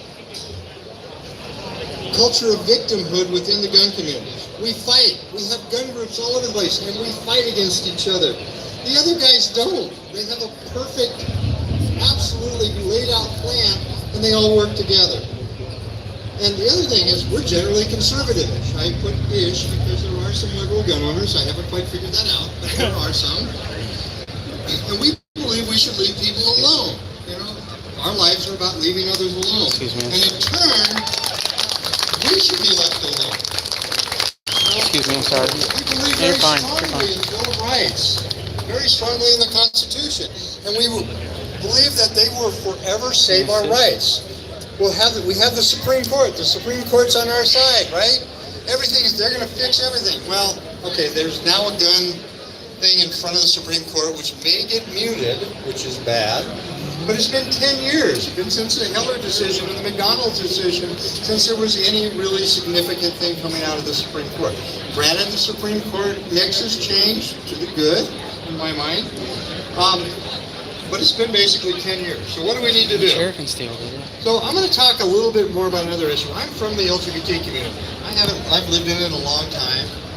And one thing about the LGBT community that absolutely drives me nuts is they teach young people to be victims.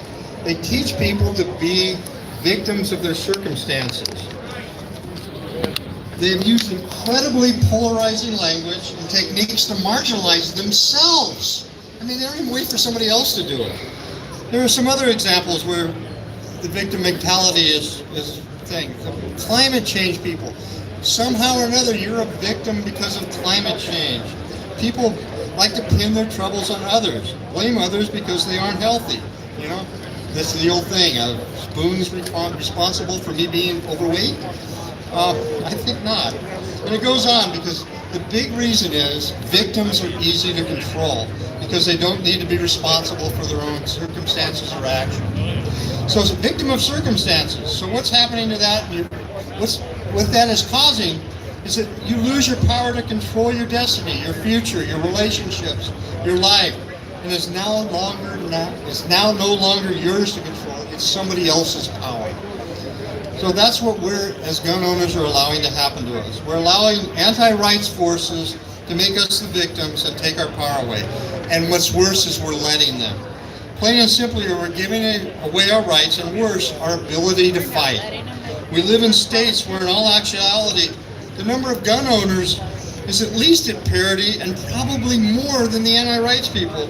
Yet we lose time and time again because we allow these anti-rights people to move not only to state houses, but in local councils, state boards, school boards, and they all come out and they all join these organizations, and they're stuck with the dogma of our opponents. We lose. Then we lose. They pass laws, and we stand, we will not comply. But by then it's too late. You've lost the battle. You become a victim of the laws, and you no longer, one of the things that we've always been able to say is we're the law-abiding people, right? Well, if we say we will not comply, we are losing the moral imperative of stating that we no longer Laws, any That's law right, I just against got the the Second key. Amendment is We unconstitutional, lose a should not moral be followed. imperative Plain and that we simple. are the moral people that are following the rules. Law-abiding. So, one really important Slaves. thing I want to do, if you are vetting candidates and your candidate makes the mistake of saying, I support the Second Amendment, but you need a different candidate. You absolutely need a different candidate. I don't care if you're a Green Party or a Democrat or a Republican. You need to do that. If they're secret Second Amendment supporters, you need to make them earn your vote and give you, and you need to get out and vote. And the biggest thing, when you go to the polls, you need to drag 5 or 6 of your friends that are also pro-gun voters and get out there and change the vote. Thank you so much, everybody. It's been a pleasure to be here, and it's so great to see everybody. To all you ladies out there, you need to stop by booth number 19, the well-armed woman, and stop and talk and find out what you can do to carry arms just like you guys do. We also want to thank the folks from the We Fix Ugly Pools, those wonderful trucks that you see with the displays on them. Hopefully you'll be seeing some more Second Amendment displays on them as they travel through town. They are also in booth 19 and booth 20 with We Fix Ugly Pools, and Desert Do All Bargains came down from Kingman with their flags, and we'd like to thank the Salt River Project for their booth here at the Second Amendment Rally. Thank all of our vendors. Stop by and visit them. Thank you. I did meet one other YouTuber here. All right, thank you, Buffalo. It's been a while. It's a pretty long stream. This next young man But if you're interested, it's broken. went through a trial. And And it I'll was a have video nasty on it trial, later. a nasty challenge for him. But if you do go check out And it was Broken based on red Patriots, flag laws. poison sting retention. His oppressors decided that they would use red flag laws against him as he was being oppressed. I'll tell you one thing, nobody carrying a gun is oppressed. I have to wonder about where are all of the anti-free speech black flag trash burners? How come they don't come to our events? They're scared. You know? Where's Antifa when you really, really want them? Ladies and gentlemen, the next guy to talk up here, his name is Eli Pagninson, and I'll let him tell you his story because it's something that you want to listen to and hear about. Red flag laws are dangerous, destructive, and they are confiscation of your rights. Eli.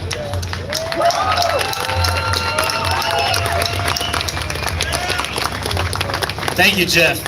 The first person I'd like to thank actually is Mrs. Cheryl.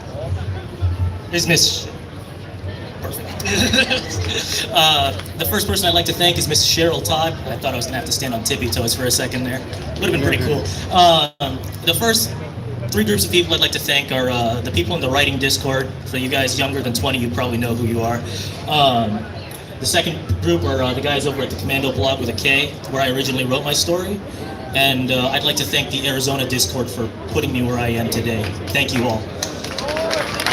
With that being said, the state, on an unsubstantiated rumor, tears apart a 14-year-old's room in search of evidence that would give reason for them to tear apart his room. The stories he wrote to himself to cope with past emotional and physical abuse are weaponized against him. He is seen as a traitor, a threat to public safety, and a social pariah. Those around him know him as such, and they sneer at him. They have no idea and don't care about what these things did to him. He cannot speak on his experiences. Doing so exposes him as a threat to society and consequently others. This sounds like some kind of dystopia, similar to accounts of those living under Nazi or Soviet occupation. But it's not. My name is Eli Pagninson. I was red flagged 6 years ago in California through a protocol called Kids with Guns. They used the violent video games I played against me. They believed that the games I played would mold me into a future school shooter, yet in the same sentence completely disregarded my past abuse. I know many of you in here won't get it, and you'll even hold it against me. I don't care. Newsflash, for those of you still living in the 1990s and still think of these arguments as relevant, video games don't cause violence. Amen. Look what causes people to actually go in and shoot up schools. A good book I recommend is Why Meadow Died. It was that belief that caused my red flagging to get worse. I'd even made a mistake becoming a glorified urban Boy Scout as a police explorer. For those who don't know, this is a high school police cadet. I wanted to be a cop because I believed in the law. Meanwhile, the people who represented that law were the same people deconstructing my life and making it what they wanted.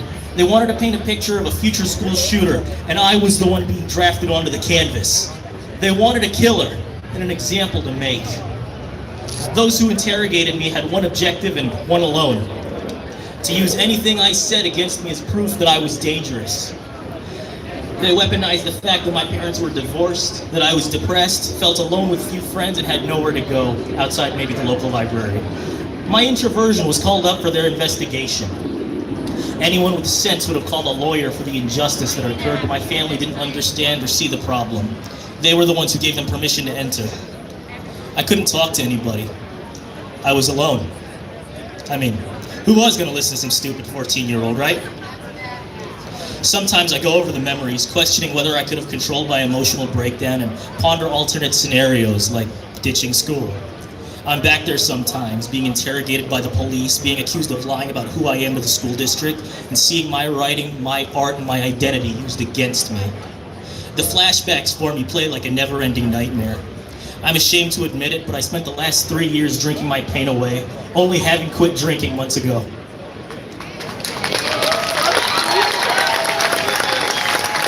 But after 6 years, what did I learn from all this that I can pass on to you?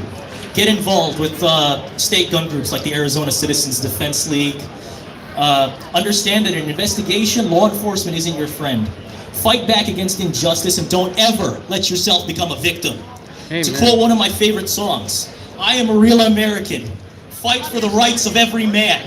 I am a real American. Yeah. Fight for what's right. Fight for your life. Yeah!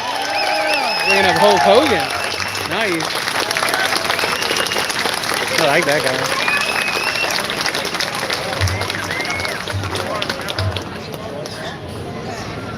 All right.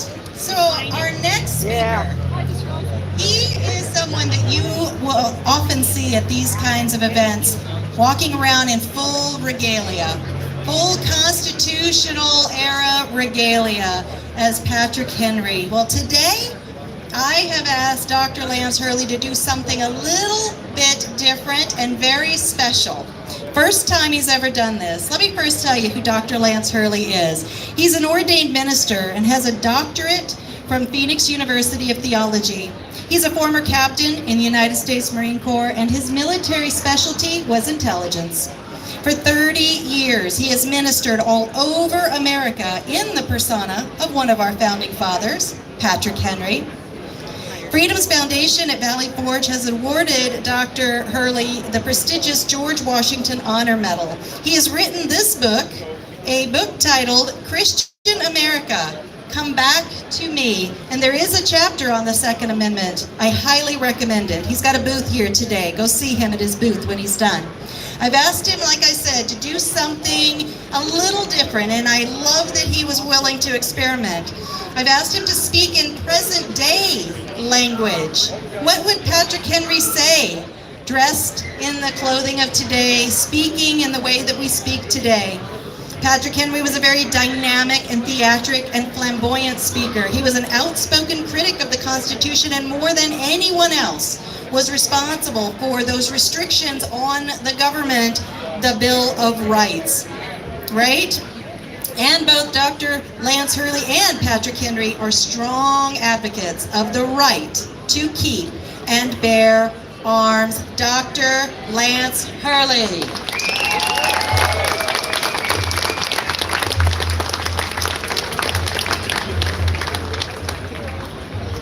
Good afternoon. A late preacher, Patrick Henry, once said, "It is the great object that all men be armed." Amen. And another great preacher, Jesus Christ, said to his disciples, that he who has no sword, let him sell his purse and buy one.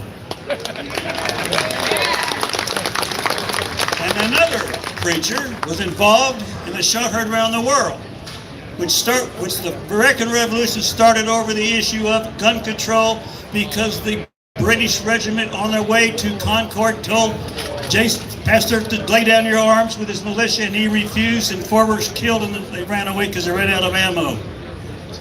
So, 1 month later, the colonists are winning the Battle of Bunker Hill, but they retreat. Why?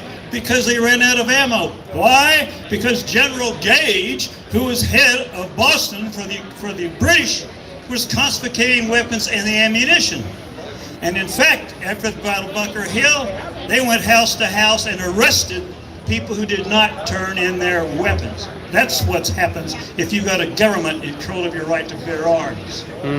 Then the Second Continental Congress meets the next month. There's a document that came from that very few people have ever heard of, but I suggest you read it. It is called the Declaration and the Necessity of the Causes for Taking Up Arms. Now, you want to know what would have happened to your country if the British had won? Well, I'll tell you. William Knox, Under Secretary of State, this is what he said: the militia laws shall be repealed, and none suffered to be reenacted, and the arms of all the people should be taken away, because the king's troops will be sufficient in the future to protect them from any danger. Sound familiar? Heard that one before? Yeah. Now let's see why Patrick Henry was so terrified. He once spoke 4.5 hours against the Constitution, and Cheryl and I'm prepared to do that, but I've totally had that much time. Let me read to you the definition of the militia in the Articles of Confederation. Every state shall keep up a well-regulated and disciplined militia, constantly have ready for use in public stores a proper quantity of arms. That sounds pretty good, doesn't it? But your Constitution said Congress shall provide for calling forth the militia. Congress shall promote for organizing and arming the militia. And Patrick Henry said, your arms are when you can defend yourselves from the times of the government, and they may never arm you. This is what he said. You read of a riot act in a free country that is considered one of the freest in the world, where its citizens fear to gather in large numbers for being shot by a hired soldiery. I fear that one may see that act in America. That was his warning. That was his warning. Now I hear strange terminology in your country today. Limited gun control. To me that means it's unlimited as to how much I can limit what you get. You get a .22 pistol and I get an AK-47. Gun-free zone.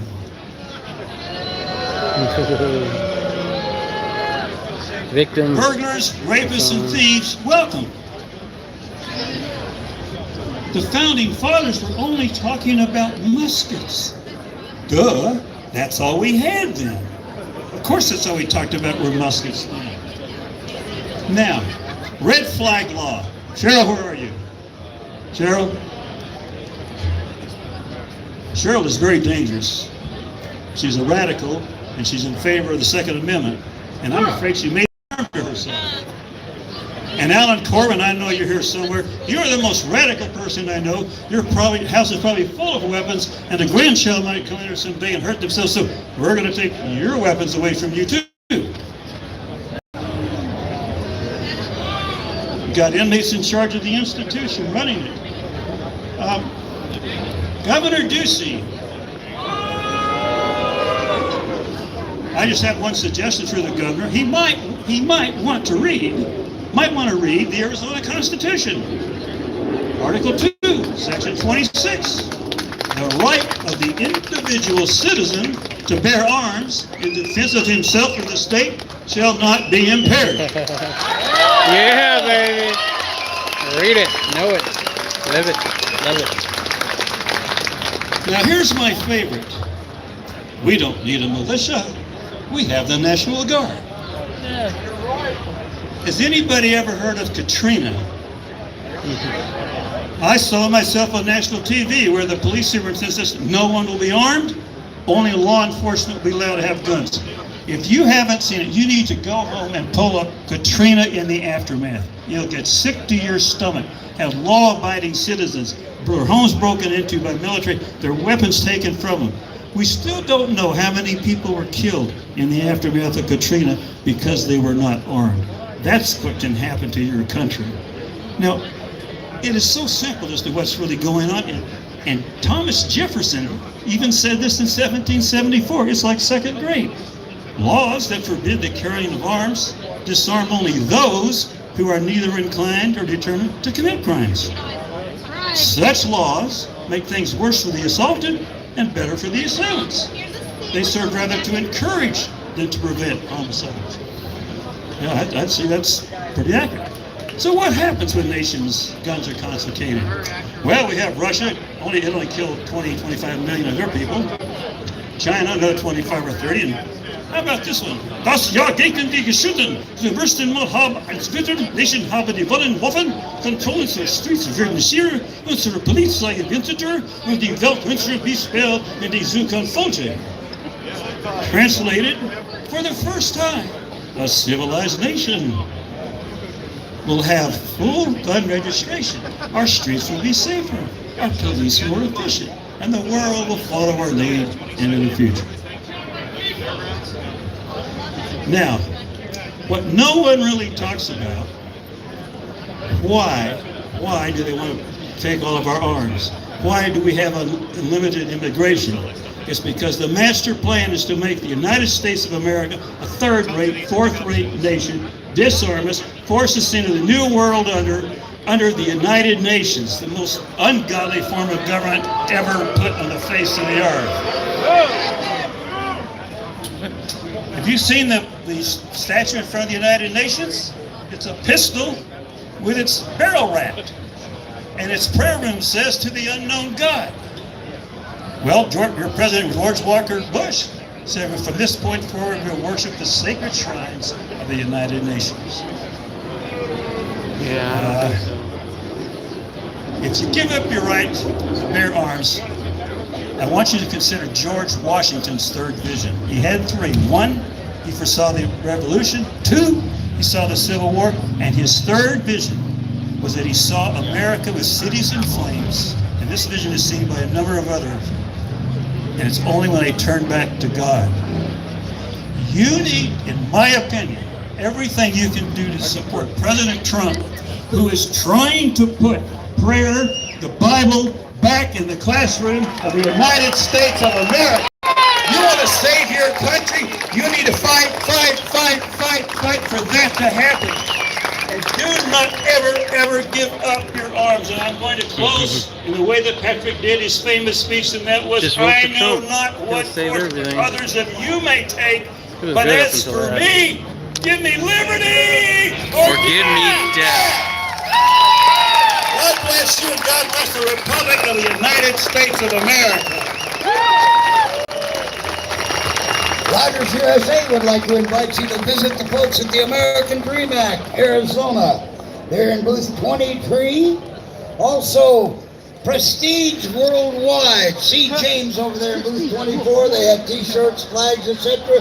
They are from Albuquerque, New Mexico. Excuse me, sir. Thank you. Over today.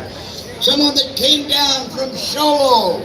Stop and visit them. The American Card. Visit Colleen over there. They are a patriot group. The Red Light Rebellion. Visit Hector at booth 26. They are involved with sex trafficking prevention. Also, Give Some Earth in booth 27. Talk to Gabby. We want to thank all the vendors who showed up today for our Second Amendment rally. Give them a big hand.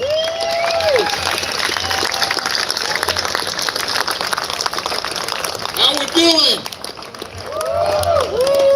Everybody still with us?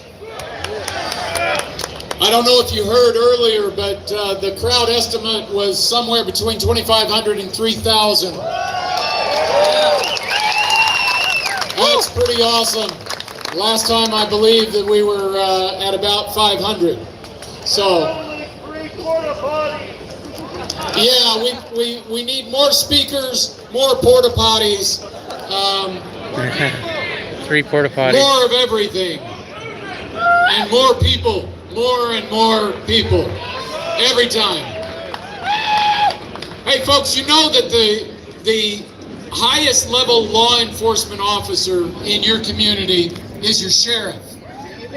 He's elected by you, he's responsible and accountable to you, and our sheriffs are part of the Constitution. Sheriffs can make a big difference. Sheriff Mark Lamb of Pinal County is originally from Hawaii, but we don't hold it against him. He's firmly rooted in Pinal County now, and God bless him. We are glad to have him. Ladies and gentlemen, Sheriff Mark Lamb.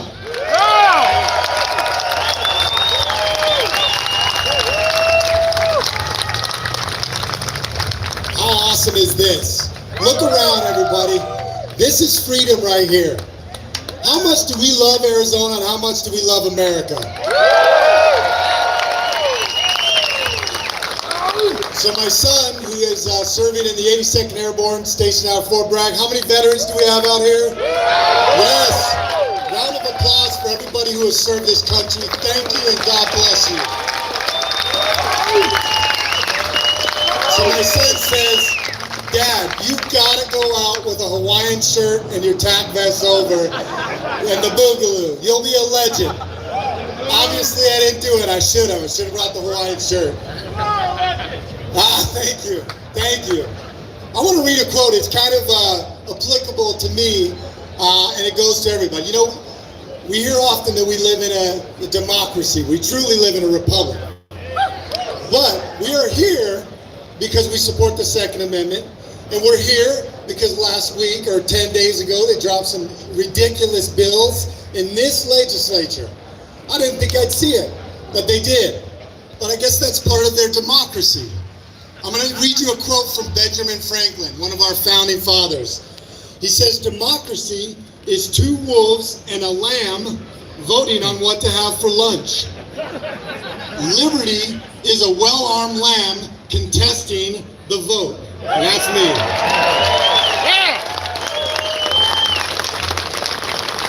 Now, I don't know if there's any other sheriffs here, but I can tell you last week I was in Washington, D.C. with not only sheriffs from Arizona, but across the country. When these bills were dropped, I talked to several sheriffs, and I've seen how they oppose these bills that have come out. And I want you to know that as sheriffs, we won't stand for this. When we took an oath...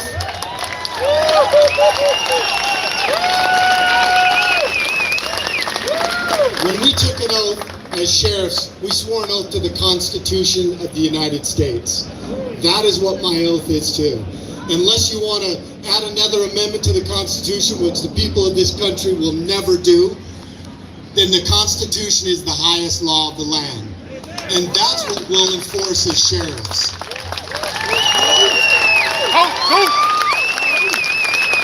You know, a lot of people will say on the other side, will say that the Second Amendment is for hunting. I didn't see anything about from the founding fathers that said they put the Second Amendment in there because the deer were coming. It was because of a tyrannical government. We, the sheriffs, represent you, the people. We represent you from government overreach and tyrannical governments.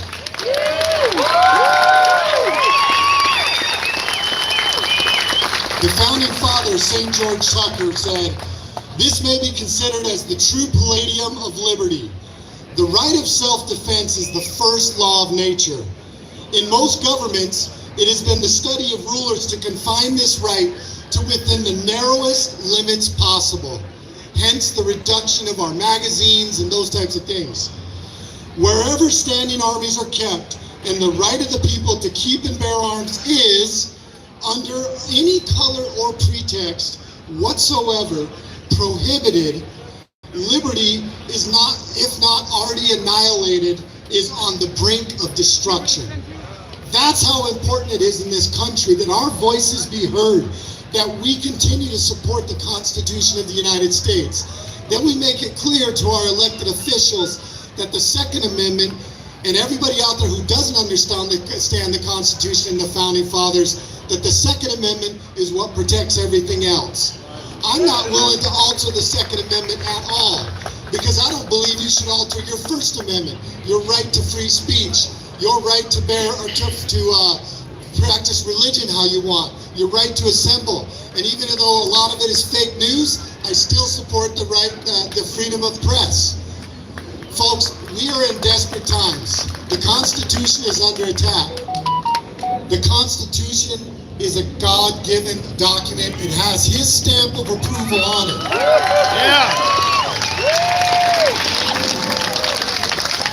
It is our duty to protect this document, which allows us to live in the free country that we live in. I pray that God gives us the faith and the courage exhibited by those patriots who pledged their lives and their fortunes to give us this freedom. I pray that you guys will let your voices be heard. Make sure that your politicians know what your votes are. Get out and vote this year. We have a great president who supports law enforcement and who loves this country. And supports red flag laws. I want to thank you on behalf of the 15 sheriffs here in Arizona and across this country, because I was just out with other sheriffs in other parts of this country. The office of sheriff is under attack because they know that we truly are the last line of defense for you. We are the ones that will keep the government from tyranny. And I need you to share these messages as much and far as possible to continue to support our sheriffs in this country, and especially here in Arizona, because we support you. God bless, and God bless Arizona and America. Ladies, we'd like to invite you to stop by and visit the John Burke Society at booth 28. Also, True Shot Gun Club is in booth 29. Dynamic Combative Solutions is in 30 and 31. Plus Turning Point Action. Go there and see Joshua and get a membership. We need everybody to stand up for the Second Amendment, and thank you for being here. And I'll turn it back over to our next speaker. Okay, guys. I'm going to end this stream here. I will start up a part 3 very, very soon. But this one is going on for very, very long. So go ahead and click off of this video and be ready for part 3, which I will post pretty soon. Pretty soon. It should only be like maybe a minute or 2, basically until I can get it running. All right. See you in just a few minutes. Part 3.